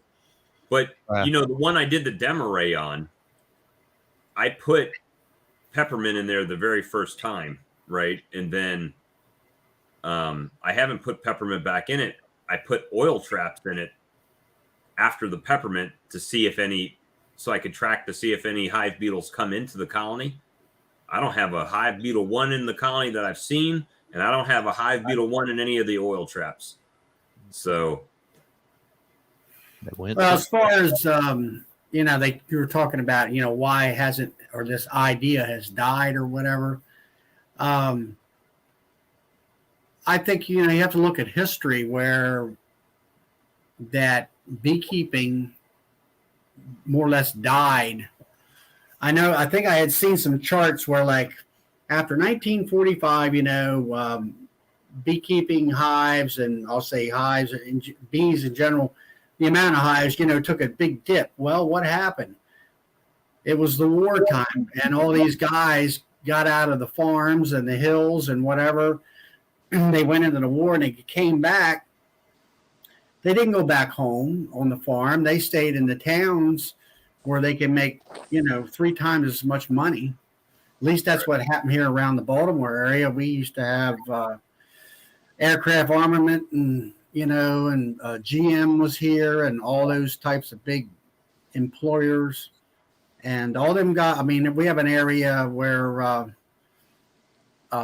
Martin Marietta, they made airplanes and stuff for the war effort, and all those people moved out of the like the West Virginia, Tennessee, all the Carolinas. They all come here to get jobs, and they left all that beekeeping and stuff behind them, and that knowledge base basically died with them. Well, some of the things that used to be common ain't so common no more. I mean, just like CBs, you don't have as many CBs on the road these days. You don't have quite as many beekeepers possibly as they used to have. But I think it's getting a new resurgence now. It goes in cycles. And YouTube's playing a big part of that. People seeing a bee video, they're like, "Hey, let me check this out," and they kind of get interested in it. The two biggest things right now is chickens and bees. I got them both. I got 70 chickens in the back, and I'm about to get rid of all but a dozen of them. And it's the same thing with farming. So this is kind of where the downward cycle, in my opinion, is kind of happening. So with the farming, the kids aren't wanting to run the family farm. So what's happening? The older farmers are dying off, right? And when they die, their kids sell it to these land developers, and then next thing you got subdivisions, right? Which is taking all that farming land and foraging away. And that's happening around here. So when I started beekeeping here, it was all woods around me. And now a half mile down the road, they've started building this big subdivision that wraps all the way around where we're at. Mm-hmm. So, and a lot of people don't do the landscaping and stuff down here because the heat kills everything out, as far as like flowers and all of that type of stuff. I mean, we got certain plants that'll go, but a lot of people just don't, they're not gardening in their backyards that much anymore and stuff like that. So then you don't have the bee forage. Now, luckily, the other side of me has Fort Jackson. And Fort Jackson is huge, and it's mainly wooded. So they can go to Fort Jackson and get as much forage as they want, but it's, a further flight from them. Mm-hmm. See, luckily, where I'm at here, we have no farmland anywhere near me. So, I mean, we don't have to worry about, as far as like the pesticides being sprayed, we don't have to worry about any other areas. It's all wood lines, so we got plenty of forage. And I'm pretty sure within my bees' circumference of travel, I've got a couple big strawberry farms. So, and I don't even know, to be honest with you, I don't know if bees even pollinate strawberries, but there are strawberry farms within distance from here. And I tried to reach out to them to see if I could put some colonies out there But they never responded back. So maybe On they're the not see on interested. the wall by my on air sign, I got a big map there, and Right. that's all my bee yards, and I put a 1 mile in a 2 mile circle around each one of them. That way, I can see kind of what forage area they have. Oh, hey, thank you for your service, Three Boys Bees. I didn't know you were a veteran. I appreciate your service. I'm a veteran as well. Yeah, same here. Thanks, man. Thank you That's for where your I service. did training at Jackson too. That's where I did And basic in AIT. Then I went to Bragg. oh, and by the way, guys, Blythewood Bee Company offers a 10% discount to veterans. So if you are buying gear and want to save 10%, what you got to do is you've got to register on their website, and then you call the store before you do the order and talk to Abby and tell her you're a veteran. She'll put the discount code on your account, so when you order online, it reflects the discount. So Yeah, again, I'm not associated with them. It's just I like to save people money when I can. Yeah, same with Texas Bee Supply. 10% off if you call in and you're a veteran. They'll knock 10% off your order, and it's anything over $50 is free shipping.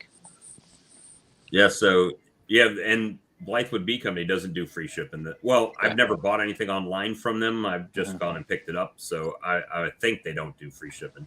Yeah. So Yeah. it's thing, but I'm actually I talked to him today about trying to get license there. That'd be Nothing nice. wrong with Better Bee having license, but here's the thing: if Better Bee has license and there's a southern store that has license, the freight would be cheaper for us to get it from the southern company than it would the northern company. So that was the whole thing, to save that freight cost, a little bit of a discount. So Might help out with a little competitive pricing too. If one person has something a little bit cheaper, the other one might want to lower it to kind of help out too. Yeah, a lot of that though I think is regulated by license. They say this is what you got to sell it for. I don't know. Yeah, I think they cut that competition down. Right. Most of your companies are kind of like that.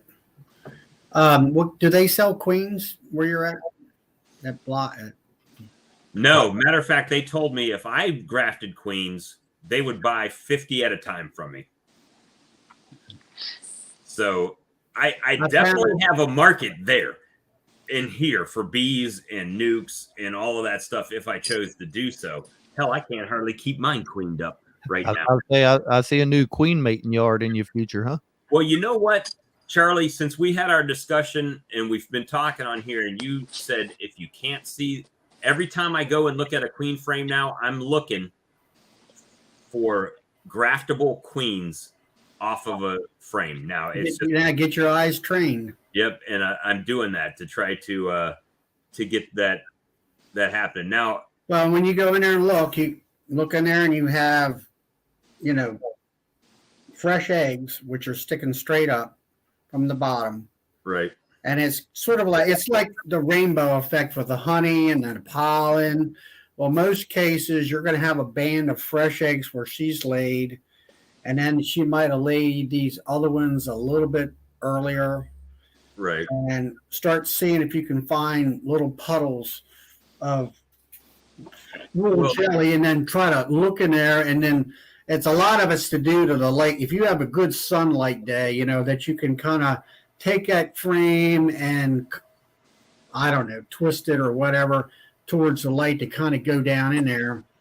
It you can see those little larvae floating if they're too big. If you can't see them, even with good sunlight, then most likely you could take that frame, get yourself a more likely a helmet, the little bit of royal jelly. If I see that little dollop of royal jelly in there, then like you said, it's time. That's, if you can't see nothing floating in that jelly, that's the right age larvae that you want. Yeah, once it gets big enough that you can see that little larvae in there, forget it. It's too big. Well, if you want the foolproof queen, the foolproof queen rearing plan, just do like I did. Just take your queen out in a split, and you'll have more queen cells Yeah, well, I mean, accidentally than you want. well, you know, there you go. I mean, if you make if you have your, let's say, back to that double screen bottom board, and you got yourself a nice big heavy hive here, and you put, I mean, look at Benny, what he does. He goes in there. He had that last video he just put out Sunday. He was making splits. He pulled up, I think it was 2 to 3, at least 3 frames of brood. Now, he was putting queen cells in, but what you can do is you can pull a frame of eggs up. No, he was putting mated queens in. Right. Because he had the box. You can tweak this. You can use the same technique. You put, you get yourself a box, you pull up a frame of eggs, put that in there, because that, if they're eggs, they will make them into, the larvae will be at the right age within 3 days, and they'll make a queen. They'll start making queen cells off of them. Put that up there. Put 2 frames of cat brood that's kind of brown looking, because most, if it's a real light yellow look, they're just fresh. Right. If they're brown and dark, they're getting ready to hatch. You put 2 of them up there. Now, this is all with frames. Well, just do that part of it. You can't find the queen, shake that stuff off. Not the frame of eggs. Don't shake. And shake all the bees off the other frames. So now you got 3 brood frames up there. And put a frame of honey up there and a frame of pollen.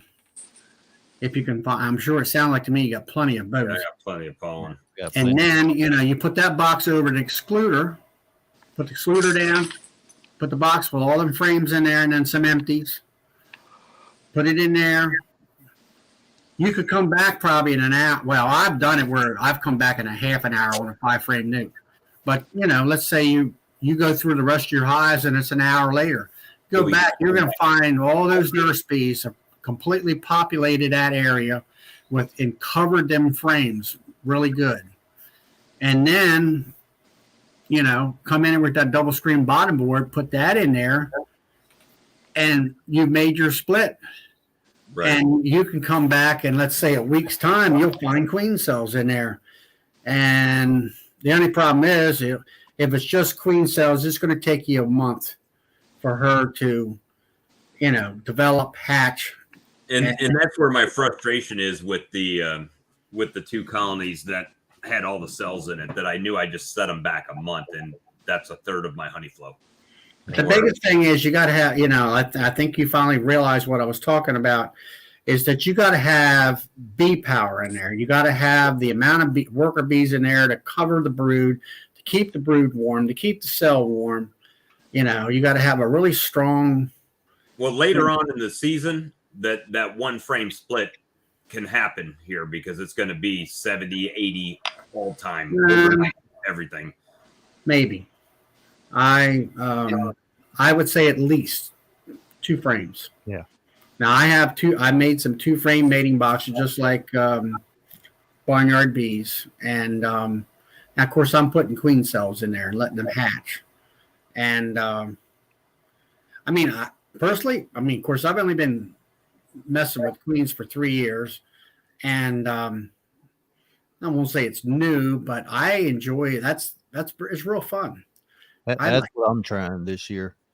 If you can, all right, for me, people say, they're doing like, do a deep and, have 40 cells on there. Well, I can't handle 40 size on one clip. Put 20 on there, and out of the 20, you might get 18 or 15, with you might get 10. Well, that's 10 more, they'll say, well, that's not a very good percentage, 50%. Well, it's 10 more cells that you had. Yep. Well, that's what I tried to find the ray of sunlight in it, right? So if I made 4 or 5 splits out of 1 colony that I screwed up with, then technically in the long run, I should have 4 or 5 more colonies. Yeah, it's just going to take a while to build them up. Mm-hmm. That's where my problem is right now. Some of mine swarmed out while I was working these 712. So I got queen cells. Now I'm going to have to wait. But like I told Bob earlier, last year I didn't get my nukes until April the 29th. Well, now you say you work nights, do you, or not? No, I'm on days right now. That's what I figured. You can't operate a crane in the nighttime, can you? Oh, yeah, I have. Really? A lot of times. I've worked several years straight nights. Spotlights. When you working in the plants, they light everything up at nighttime. I mean, is this like a boom crane, or is this something? Some other type of I've run anything from lattice boom crawler cranes at night to telescopic boom cranes. So and I've got colonies. I can't find the queen in there ever. I can never see the queen at all. They're probably black. But when I go in there and I see eggs and larvae and brood, you're done. Together, I'm done, right? Evidence of the queen. And as long as you got the single egg per cell, unlike my support hive the other day where I had 3 and 4 eggs per cell. But I know they swarm. The queen was gone, so they have a laying worker in there. Yeah, I mean, so all I did, I'm taking it out. And I'm just going to shake them, let them, and move that hive. That way, they'll just drift into one of the neighboring hives. Mm-hmm. And with that one colony, the monster colony that I've got, I'm this close to giving up on it. I'm this close to saying I'm not wasting any more resources trying to get them to make a queen. They may just get paper combined with another colony that's of decent size. Yeah, that's the Demery hive? No. That's the that aggressive hive that I can't get the one that I said that they were tearing down that queen cell. They may have a queen in there, so I'm gonna give them a little bit more time to see if, a couple weeks or whatever, to see if anything happens, but I'm not going to add any more resources to it. So next step, I'm just going to probably combine it with another colony to try to save whatever bees I can. But if, because I have been giving them frames of brood along, so they have younger bees in there. But I've been trying to get them to take a cell for a month and a half. They hadn't tried to draw one out or take a. Well, I've given them eggs and they have, but they look like they hatch, but I never see a queen. I never see anything in there. So I don't know if they're just balling her as soon as she comes out or what. They just don't want a queen. I don't know. I mean, they're still packing stuff in. They're packing in nectar. They're packing in pollen. But when you put in brood and try to let them make or eggs and let them try to make a queen, they just don't. Now, when you put the eggs in there, they just let them hatch, or they get them capped off, and that's as far as it goes with them. Yeah, well, I mean, even if they generate a queen cell, But do they? Yeah, they do. Mm-hmm. But then they just either tear it down, or I don't know if that's something to do with the temperature fluctuation, or if it's the fact that there's brood in there that they're thinking we got a queen, or what. They just won't take a cell. So putting a queen in there, I'm like, well, they'll probably just ball her right out too. So yeah, I wouldn't do that. Yeah. At least not a queen that you're paying for, buying a queen. Now, if you happen to have an extra virgin queen or a mated queen, I would try it in a queen clip or something. That way they can't just ball her up. See how they react. I would pull 5 frames of bees and brood and food and put that cell in a nuke someplace. Right. And just create a replacement colony. And feed them, and lock them up. You got warmth down there, lock them up, but with hardware cloth, and for about 4 to 5 days, put them in the shade someplace. Keep them out of that really direct sunlight, so don't cook them. And then after that, you can move them to wherever you want because they haven't been outside, and then they'll have to reorientate. Right. And then you could, for a little more protection as far as them going back to the parent hive, get yourself a. What about this, Charlie? What do you call it? A pine. A bunch of pine needles, on a limb, a little teeny small of them, like a grouping of them, and kind of shove that in in the hole there, and so they kind of have to crawl out of there because they know by that time something's totally different. They got to reorientate to that spot. Well, here's something. Let me just pass this by you. I just had this thought. Mm-hmm. So I've got that marked queen that's in a nuke right now. Yeah, well, grow that hive. Okay. Don't mess with it. Grow it. Okay. You were thinking about trying to put that queen in it? No. Yeah. Okay. Most of the bees in that mean colony are old, right? They'll fly back. So why wouldn't I take a nuke that has a queen right nuke and put it in a 10 frame box and set it there with the frames and take that hive away from that where it's at right now? Like replace it with the nuke right there. Take those bees out, shake them out, and then they'll fly back in the front of the queen right colony. All right, you got a nuke at one location, and then you want to transport that nuke in the same yard to a 10 frame box someplace. Right. What I'm saying is, but then they'll fly back to where the original nuke was that you just moved. Take the mean colony that's full of bees, older bees, right? Well, that's where you use a queen excluder and just put the brood and the brood upstairs, and then shake all the bees off. Let the nurse bees come up. They're your young bees. So put an excluder on it. Put that nuke that's queen right over top of it.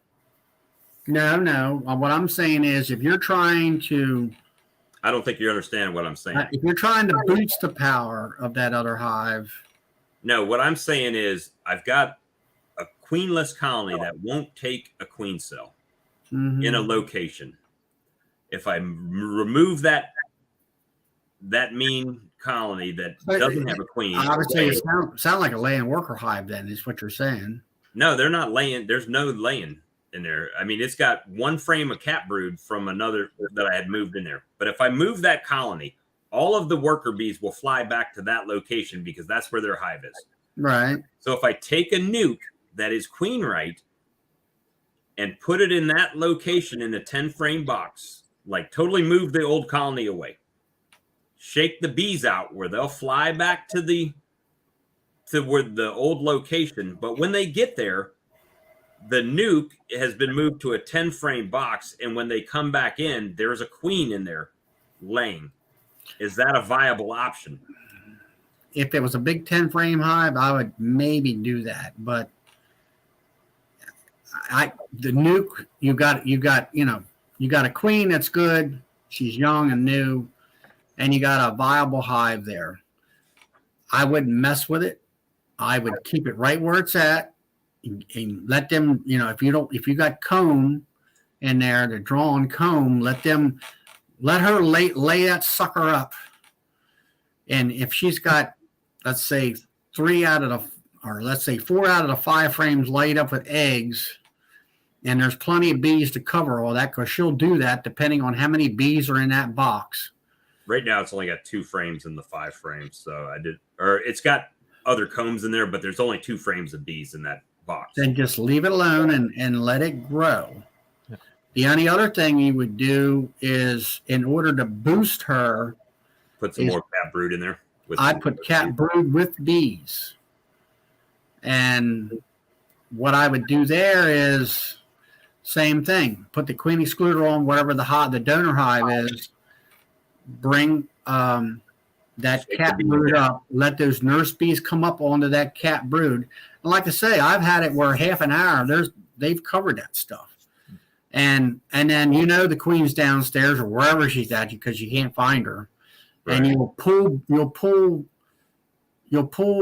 reduce the population of bees, and you'll pull that brood out, and you can put those bees in that nuke, and they'll hatch out. They think that's their hive, right? And all that, and you'll boost that hive up. Now, I don't know what kind. You're saying this one hive is a mean hive. I don't know whether those bees will have those plates in there. That's the only thing that I'm concerned about. Your mean hive, how big is it? The one that don't have a queen? Well, I can't do it by frames of brood, right? And since there's no queen, they're kind of all Dwindling. over the place. It's probably got 3 or 4 frames of bees in there now, because the size is diminishing, right? Other than The other thing I would do, I would take that box, that hive, like you say, move it, shake your bees. I wouldn't put a box there. If you got other hives on the side, they're going to drift and kind of end up splitting. Some of them's going to go to this hive, some's going to go to that hive. That would be better. You eliminate that one mean hive, they split their self, and it may calm them down. And then it will boost the 2 hives on each side of it. Well, yeah, it's on the end. So one, I got you. They boost the one next to it then. So yeah, I think that would be a better way. You're trying to basically alleviate those. You'd eliminate the. You want to get rid of that hive. You don't want to have to deal with bees like that. Especially if you've only looking at about 3 frames of bees. Now, if it was a 10 frame solid full box, I mean, I would work on trying to save it. But if you've only got 3 frames of bees, right, I would let them drift. Yeah, that's why I was thinking that if I just basically put a nuke in a 10 frame box and set it there and then shook all the bees out, and the bees flew back in, and when they came back there was queen right with brood and a nucleus cluster of bees on that nuke, that they would just integrate back into the colony. Or you could have the total opposite, right? They could just wipe that colony out like a robin situation too. But so like Charlie said, you had 10 frame you were putting there and then 3 frames coming back. I mean, it'd be a good chance that they wouldn't ball your queen. But if you got a small nuke, they may come in and try to kill that queen, and then you've lost your new queen you just got. Well, yeah, I was thinking about that nuke that had that mark queen, the older queen in it. But yeah, I'll just let that grow. If I have to, I don't know. I'll figure it out. I'll make some phone calls, but I do know, I looked it up. There's a queen breeder on the 95 on the coast there in South Carolina. I'll find out what town he's in, and I'll find out whether you can actually get some of his queens. That's some of the ones that I bought that I actually graft from. Oh, really? They got like a carniolan background into them. They're dark, not black dark, but they're kind of a dark with maybe a little bit of caramel color to them. Right. Good night, Tex. All right, see ya. Good night, Tex. And I've been grafting off of them, and I really like them. They're pretty much calm bees. I mean, I got one hive out here. It's kind of wacko, but I've requeened it, and stuff over the years. But yeah, you need to jump in and do the queen rearing thing. Start grafting and setting up. Like I say, that one nuke, I'd leave that nuke right there. I'd let her populate that 5 framer out. And then when she gets that one done, I'd throw another 5 on top of that. Right. That's usually what I do is I move them 5 over 5, and then I take the 10 frames and move them to a box. Yeah. Or 8 frames, however much. I got 24 nukes out there right now, 5 over 5, and sometimes 15 in a stack, depending on the hive. Well, that was my thought process at the beginning of the season. Was I've got all those nukes set up on the side. Was I would make the nukes, and then I could pull from the nukes to make the honey, the honey producers. Use them as support. Well, in your situation, you're trying to become a honey producer, and I would have, figure out where you want them 10 framers to be, and right. and if there's a bare spot there on a rack someplace where you want a 10 framer, that's where that 5 frame nuke goes, and then you start populating your racks with the 5 framers, and then build the 5 framers up to 10 framers, and then reorganize them into a 10 frame box. Right. I mean, you got to do it in progression. And I know that you want to develop a lot of honey this year and things like that, but it takes time and years to to build your, just keep. Yes, I'm going this year as many 10 framers every year that you can, as many as you want, and then also repopulate. I mean, that's where like the single hive brood chamber management thing, because if you're going in there every 7 to 10 days and you're pulling out, if you got 15 hives, and let's say you pull only one frame out of each hive, a brood, well, you've got enough to make 3 nukes right there. Yep. Right. You know, with bees, and if you're able to, like you say, you know, either you're going to, I mean, it took me a long time to get totally self-sustainable. I mean, the key is the grafting part. That's the key. But if you can buy yourself some quality queens, I mean, you got to have, I mean, I was looking at some of your brood pattern, and then I looked at Lee's, that one he split. That's the kind of brood pattern you want. You want that corner-to-corner brood pattern. Yeah, I actually, some of my colonies today that I was in had that wall. Have a nice, you got, as I call it, carpet brood. Yeah. That's my problem right now. That's the queen that I can't find that had that good pattern. She's probably gone. Yeah. Like I said, this was her 3rd year, but she was still laying solid. Yeah, but one thing about it, you got queen cells from her, so you got her genetics in there. That's what I was going to do, because I planned on know. putting a Nicot in there to get her to lay that up. Because I was wanting to get a bunch of queens off her this year. Well, last year I didn't have that many that would be considered like honey producing colonies that had the capability of doing it. This year, even with my splits and the mistakes that I've made and, or, you know, stuff that's happened, I still have a good, even with the 2 colonies right now that are set back, I still have a good 10, and I didn't have 10 last year. So I'm still going to if you do single brood chamber management with those 10, and I presume that your flow is pretty strong down there. Should be, yep. You should be 500 pounds of honey. What was that? That was me. Sorry, I had to cough. I said what surprised me last year, the 8 nukes that I bought, which they're strong nukes to people I get them from. Each one of those 5-frame nukes, I got 2 medium supers of honey off of them. Or you got that tallow down there, which sounds like to me it's just like the dam let loose with honey. Yeah, it is. And that was with brand new medium foundation. They had to draw all the comb and fill it. Yeah, now if you've got 500 out of it, with comb, and you stay on top of it, you're going to get 1,000 pounds of honey. That's what I'm hoping for. But they drew out 2 boxes last year and filled them. Now I took 1 box and I left them 1 box. But this year I'm hoping I get more than that. Mm-hmm. So with the single brood management, as we were talking about, that's what we're talking about now, is that single brood management and getting that honey production.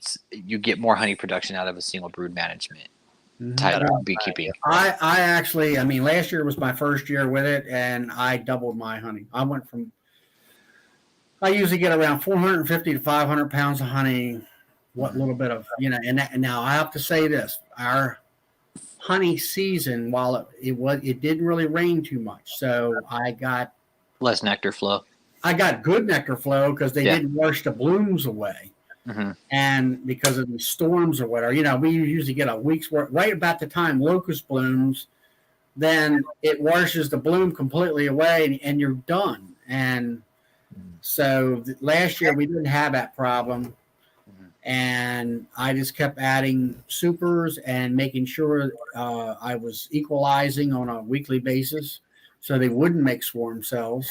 Well, I guess the thought process behind it is, and I tried to pay close attention to it today when I was going through. Like I said, I condensed a lot of them down.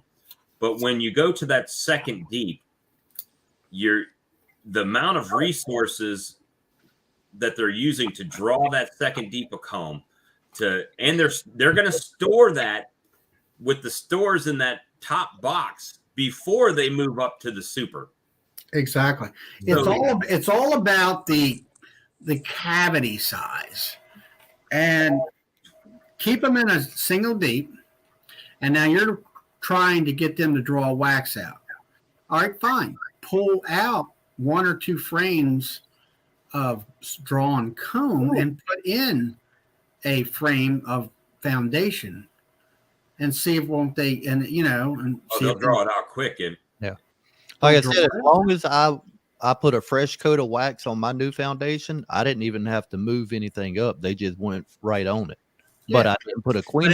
In that brood area there, try it. Put 1 or 2 frames in there and let them draw that out and just keep cycling the frames out and keep getting them to draw it out while they're in that drawing mode in the springtime. Yeah. So Charlie, And then you'll build up your comb inventory. so Charlie, are I'll you get in taking? real quick. sorry. I'm 30 minutes late past mine. Okay. I'm gonna have to tell y'all good night. See you All later. right, Have a good but we night. can still stay on, guys. Oh, Since yeah, you're yeah, having a you good got full conversation. We'll stay on for a Well, little. it's 10:30 here. But yeah, y'all have a good night, man. Good talking All to right, y'all. Everybody See you in the chat room, y'all have a good one. All right, thanks, Lee, and we'll see you tomorrow for the real live stream. Yeah. Yep. So Charlie, so when you're doing the single brood and you're going in weekly, you said, so are you're taking the frames out of the brood chamber, right? And equalizing it that way and then dropping in fresh foundation pretty much, correct? Yeah, I mean, for him, he can do that. Now, I'm usually dropping in drawn comb, Okay. but I have a lot of drawn comb I have a lot of resources. I'll put it to you that way. Now could you let him just draw that comb out and get right to the point where they're drawing it, not yet capping it, and say just throw in more foundation? Or do you want to let them draw out the comb completely and lay in it? Just let them. I mean, I've seen them where the darn queen. I had some of these acorn frames I've been using, and they were in nukes, and she dropped the egg in there, and I would say the wax wall on each cell was no more than an eighth of an inch tall. If they weren't even drawn out, the full height. Oh wow! Height. Here's the egg in there, and it's like, well, we better get working because we need to make it a deeper cell in order to cap. And but I mean, yeah, just go. If you want that way, you can generate brood comb, and and then you have, the more comb you have. Let's say, if it's brood comb, I keep it. I have over the time, I'll find somebody. Oh, I got an old deep freezer. They want to get rid of here for $50, $75. Okay, I'll take it. I put all my brood comb in there. I don't like using chemicals in my stuff. Yeah. And I had one upright. I don't like an upright. I like a chest freezer, which you can get more in there. Yeah. It's a little bit of a pain reaching over to get stuff. But I had an upright. I paid $75 for it. And it holds a fair amount. And I was like, when I finally get into my hives and maybe there's some extra food, sugar water comb, in there as far as capped, I'll pull that out. I'll leave some in her hive, pull that out, put it in a box, make a box full, and I'll stick it in the freezer. Now, here in July and August is when our dearth is. I'll take that stuff back out there at the hives and throw it in there for them so they got something to eat for a month or two to keep making brood. That kind of thing. But I mean, yeah, it's a process. You gotta get the bees to manufacture your brood comb or comb period, and then you have, when you got the flow on, if you don't have drawn comb in your honey supers, you put your 10 frames in there, make sure they're tight, so they draw out and they're not doing wonky comb on you. Hopefully, I mean, there's always those ones that will do that. But that's another thing about single hive brood chamber.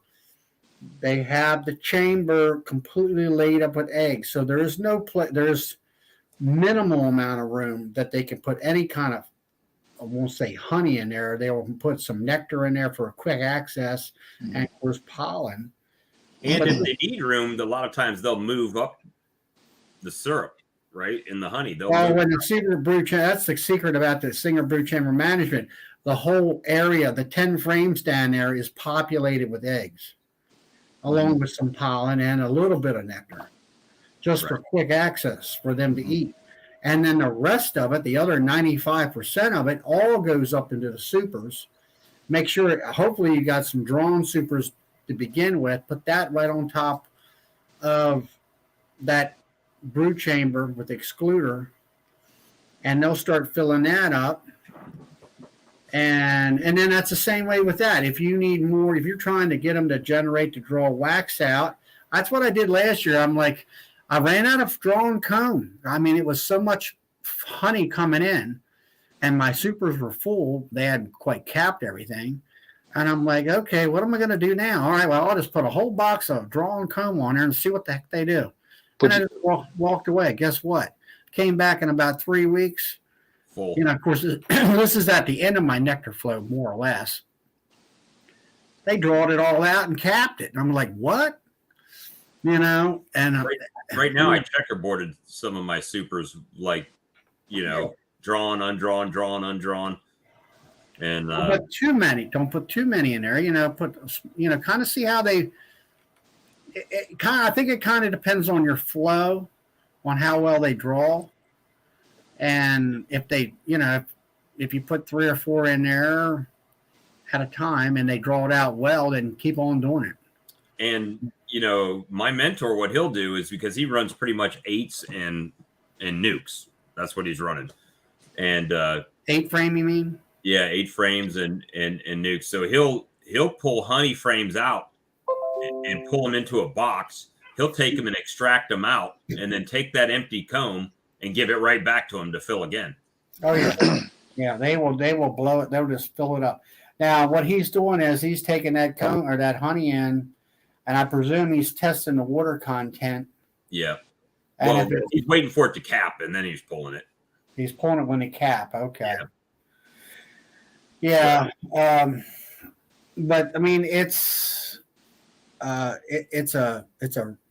great. I mean, actually, you'll find a lot of commercial guys to do all the same type of thing. And it's just, I'm finding every year I think I know I got a grasp on it. I find out how much I don't have a grasp on it. Right. You'll never quit learning. And then on top of that, it's inevitable. Thanks, Bobby, for coming by. See you, Bobby. You'll end up doing stupid stuff like I did with the queen and moving it, right? And it happens. I've done it 2 years in a row where I've moved queen to a split, and it sets the colony back. But in the grand scheme of things, it also helped me grow my colonies. So yeah, but see, this is the thing about, the guy was telling me about single hive brood chamber management when he was teaching me some of the, to what to watch for, what to do, and all these different things, is that he said, I know what you're going to do. You're shaking your head. You're going to pull all this brood out to keep equalizing throughout the honey crop season, and you're going to weaken your field force. And you got, and he says it won't happen. And he was right. It doesn't happen. If you keep pulling a little bit out and, keeping the level of the amount of population in the hive at a certain level, you're just maintaining that. And those bees, number one, they're not going to swarm. If they swarm in the middle of the honey season, you're done. You've lost all your honey, and you lost a bunch of bees. Mm-hmm. So if you maintain the population at a certain level, they keep bringing in the honey. So you got a good honey crop. They know no limits. They're going to stack as much as they can. So that's bad. Bad to lose the bees in the middle of honey season and in the middle of honey flow. If your bees swarm on you. Mike, Charlie's in Baltimore. Where's Mike Coon Lake Hives at? I don't know. He just asked where you at in Maryland. So yeah, I'm in I'm kind of the northeastern part of Maryland, close to the Susquehanna River. But so yeah, I will pull. Hold on. He says, let's see. I will pull my capped honey in my horizontal long hives and harvest it, and then put the comb right back in the same hive. Yep. Well, yeah, and they'll fill it up just as fast, and it'll do great. And another benefit of the single hive is the fact that when you're putting that honey in there, they're putting everything upstairs, and they'll fill all the frames in the supers pretty much equally. You don't have, usually you have that super where you got, well, let's say if you got 10 frames in there, or the outer frames were never filled, or they're partially drawn or something. And they're just never, it's not it's like you get a box where it's totally filled from one side to the other. Man, this is what I want on every box. Well, when I got done last year, that's what I had on every box. Every box had about the same amount of weight in the frames throughout the box, and each box weighed about the same amount and all. This is for you, Mike.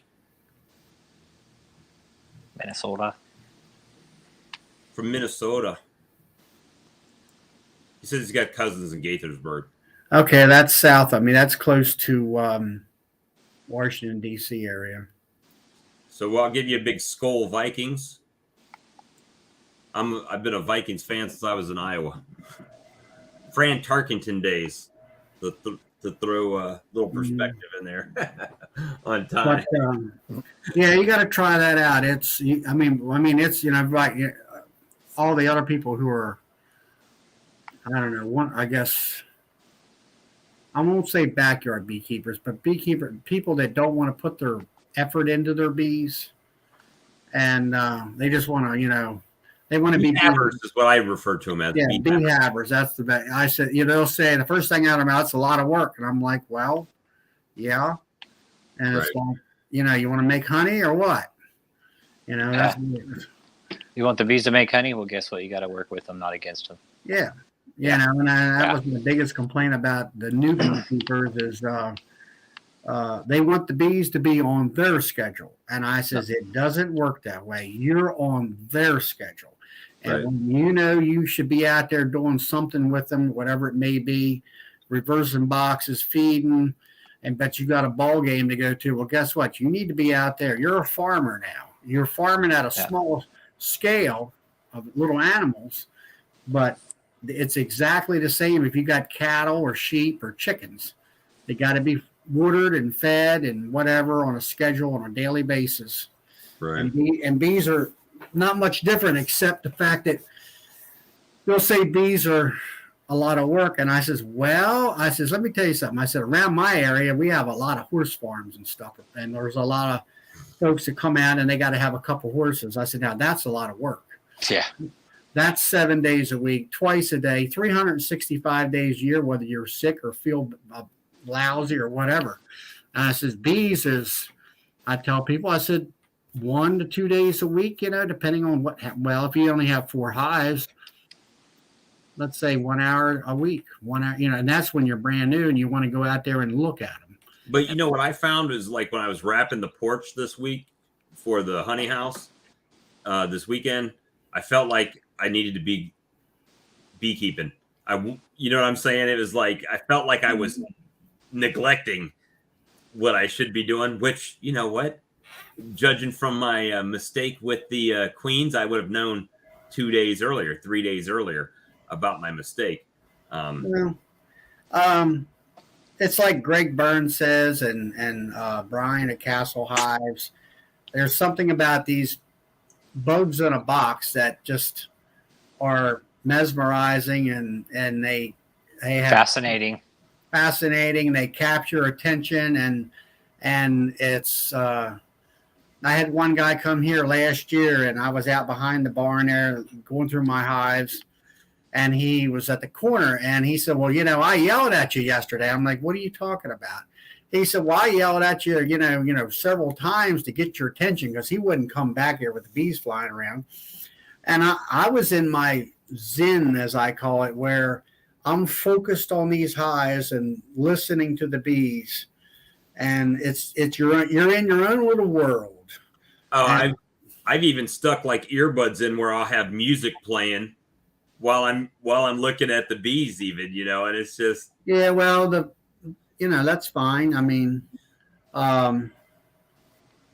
you just get in that zone, right? Where you're just there. It's a Zen, as Zinn, I think it is, or something like Zen? that. Like Zen. Yeah, Zen. Yeah. Getting your chi. The thing with your bees, there's a few things I tell people. I say, you listen to them, and they'll tell you the way they sound. I mean, if you go to I've been by some bees where, like you say, they're queenless.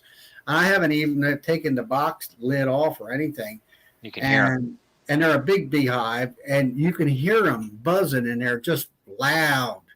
or you open them up and they have that loud sound. And a lot of times they'll kind of blow up into your face when you open up the inner cover or take the lid off, and like, I won't say attack you, but they they're like mad, and that's true signs of a queenless hive, or at least you've got the suspicion of it. Right. Hey, sorry about that, Spanky. Apologize. We just got in a conversation and didn't get you added. I apologize about that. Usually we try to get everybody in and everything. So sorry we didn't get you added tonight. But yeah, so I mean, yeah, that's the thing. Especially when they're not aggressive colonies and you can go out there with just the veil on, or something like that. Yeah, I don't know. You don't do that at all? I gotta get my jacket on, my veil on, and I wear my gloves. Now, a lot of people, I said, well, if you got 4 hives and you can be very slow and methodical, like Lee, I watched him in his videos, and he was very slow and methodical and all that kind of stuff. But when I got so many hours, and I got 25 hives to get through. Right. And it's like, I got to get through these hives. And I go in and out, in and out. Right. And I don't have time to be gentle. Well, I tried. I mean, I'm not saying I'm beating the bees to death. Right. You're moving with the purpose. Yeah, I'm in there with a purpose. I'm looking. It's like, well, when I haven't been able to crack the boxes because of the terrible weather we've had, but you go in there. I went in there, let's see, Thursday evening after work, and it was warmish before this cold snap hit, and it was foggy because of the warm air, I guess, in the evening. Not the greatest time. I know the next day was going to be sunny, at least that's what the weather guy said, but I didn't know what my timeline was going to be. So I went in there, and I'm cracking the lids up, and most of them, I have my smoker, but most of them were pretty nice. And some of them had their sugar candy on that I left on, and they were finishing that up. And some of them I was checking pollen patties because I knew this bad weather was coming. So I had made little 1/4-inch strips of pollen, and I threw them in there. And so I had one in there that had a big sugar shim that I put on there. It was like 1.5 inches thick, and it's the full length of the 5-frame nuke. They had eaten that up completely. So I had some sugar bricks, and I went ahead and put a nice big 5-inch square block in there, let them eat on that for the next, week or so. And, but like I say, I had to get through that evening, an hour and a half later, going through all them hives and stuff, because I got stung in the stomach because they were, it's at that time of evening where they're wanting to crawl. They're not flying because it was bad weather. But I had to get stuff done. Right. And I just do it that way. And you say you got yourself a Guardian bee suit?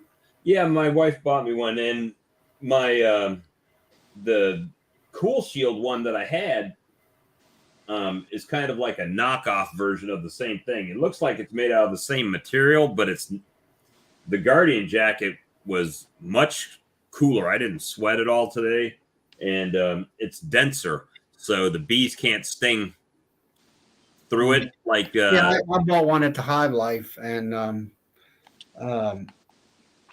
those other style that has that mesh in between the outer and inner core, they were always they were heavy. Right. And I had a Provent that I've been using for 3 or 4 years at least. And hey James, thanks for joining. We're just running our mouths like normal. Hey James, what's up? And but I tried the Guardians on down there at Hive Life. You could try them all on. And I got fitted, and I like that zipper veil. Did you get the fencing shield? There's 2 different veils that they have. They have a really short veil on the fence veil, and then they have a longer version. I got this one. Yeah, I was thinking about buying that one. And it unzips too. So you can still unzip the front. Right. and open it up, or at least get a drink in there if you wanted to. Well, I did make a mistake with it today. When I say that, I had it zipped, except for like 6 inches on this side right here. And I got in that aggressive colony, and they found a couple of them found their way in. I got stuck Yeah, but right you here. look at the zipper system on that. It's a very unique system. That there's a certain, you have to do one side. I can't remember how it is. I think you zip the left and then the right. It overlaps. It kind of laps like this. Right. And then when you put your hood on, then you have that other zipper around there, and then you put the flap over top of it. But there is there's a technique on that top of that zipper where they have one that's going a little longer like that over zips, and you have to know which one to pull first. Right. You look at that. Evidently, I got the wrong one because I took I had the thing right here, and then I had one crawling around on the inside of the hood. Yeah. But like drinking and all, you just get good at it to where you get like a Coke bottle or something, and you just drink through the screen. Right. Put it roughly, suck it right through the screen and all. So, it's getting to be about 11 o'clock for me here in Maryland, so I gotta. Yeah, me too. So it's it's been a good night of beekeeping chat. Obviously, tomorrow is the night we say we go live, but we go live, it seems like 4 nights a week, 5 nights a week. Well, I enjoy talking with y'all and everything. Well, the funny part about it is this isn't like the only bee chat. Like, I've talked to Rich today. I've talked to Lee today on the phone. So it's, and we'll talk for an hour easy, no problem. And then we'll and we're like, well, hell, Rhonda. Go live and talk about the beekeeping stuff we're going to talk about on the live. And, and then maybe somebody else can get some use out of it. So that's just kind of how it's went. Wednesday nights we take off because the stream team's live. And all right, Dennis just said, yes, it's left. It's the left zipper and then the right. Usually I'm right-handed, so I want to start with my right hand. Yeah, me too. That's what I did. You zip the left side and then you zip the right side, and then it somehow crosses in there with them zippers, and then it makes a better seal. Because that's what they said at Hive Life. The guy down there, he was telling me, do you understand how this thing zips? And I said, I've never tried one on. Right. So. Is that the one with the veil that the face mask comes down? Yeah, I have the fencing. I have the fencing mask, and then it has the zipper around that where I can actually drop the front down. Oh, I have more problems like when I take to wash my coat, getting I take the veil off of it, right? Mm-hmm. And I have more problems trying to get the veil back onto the jacket. That is such a pain in my butt for some reason. Well, it's like maybe some of the cheaper jackets that I've been buying. My Pro-Van, I don't know. I've worked for I don't know how many, I'll say years. Right. I said, maybe I ought to wash this, And I always was concerned that I didn't want it to get tore up in the washing machine. Right. I just put it in there. I don't put it in the dryer. I just wash it and then hang it up. It's real light. It'll dry out outside easy. But it washed out pretty good. It was still my belly area. It was just black from rubbing on the. I use that for leverage, and you're carrying, and it's got honey and everything else you could think of. And so I wasn't real pleased with Guardian right off the bat because the arms are poofy, and it's like I wish they would get a better hold on the diameter. I mean. You might have a big body area there, but your arms are not that big either. Kind of shape it better. I'm on out, gentlemen. Good night, guys. Bob. Are you out? Yeah, I'm out, guys. Yep. All right, man. We'll talk to you later. Good night, we're getting ready to head out too. Yep. So. Yeah, I'm going to get going too. But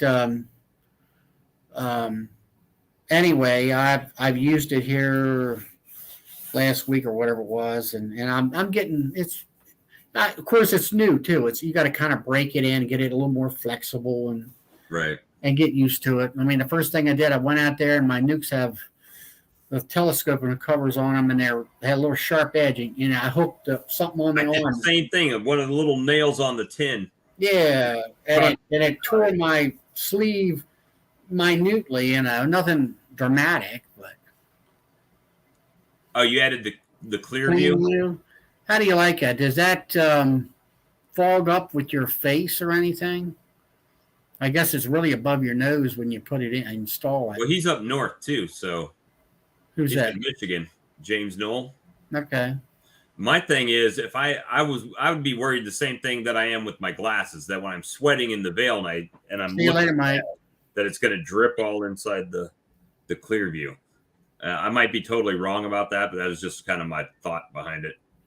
Yeah, there's a lot of guys with those little blowers up on their neck and stuff.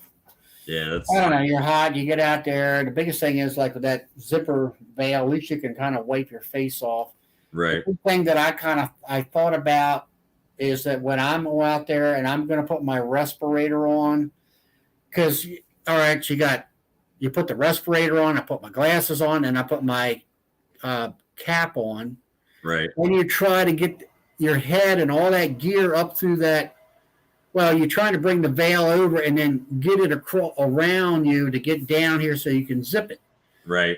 Well, with that style, with that zipper on there, you can throw your veil backwards, put all your gear on, your hat, glasses, and everything else, and it's wide enough that you just flip it over your head, zip it, and it's like there's no big problem about getting it inside your veil.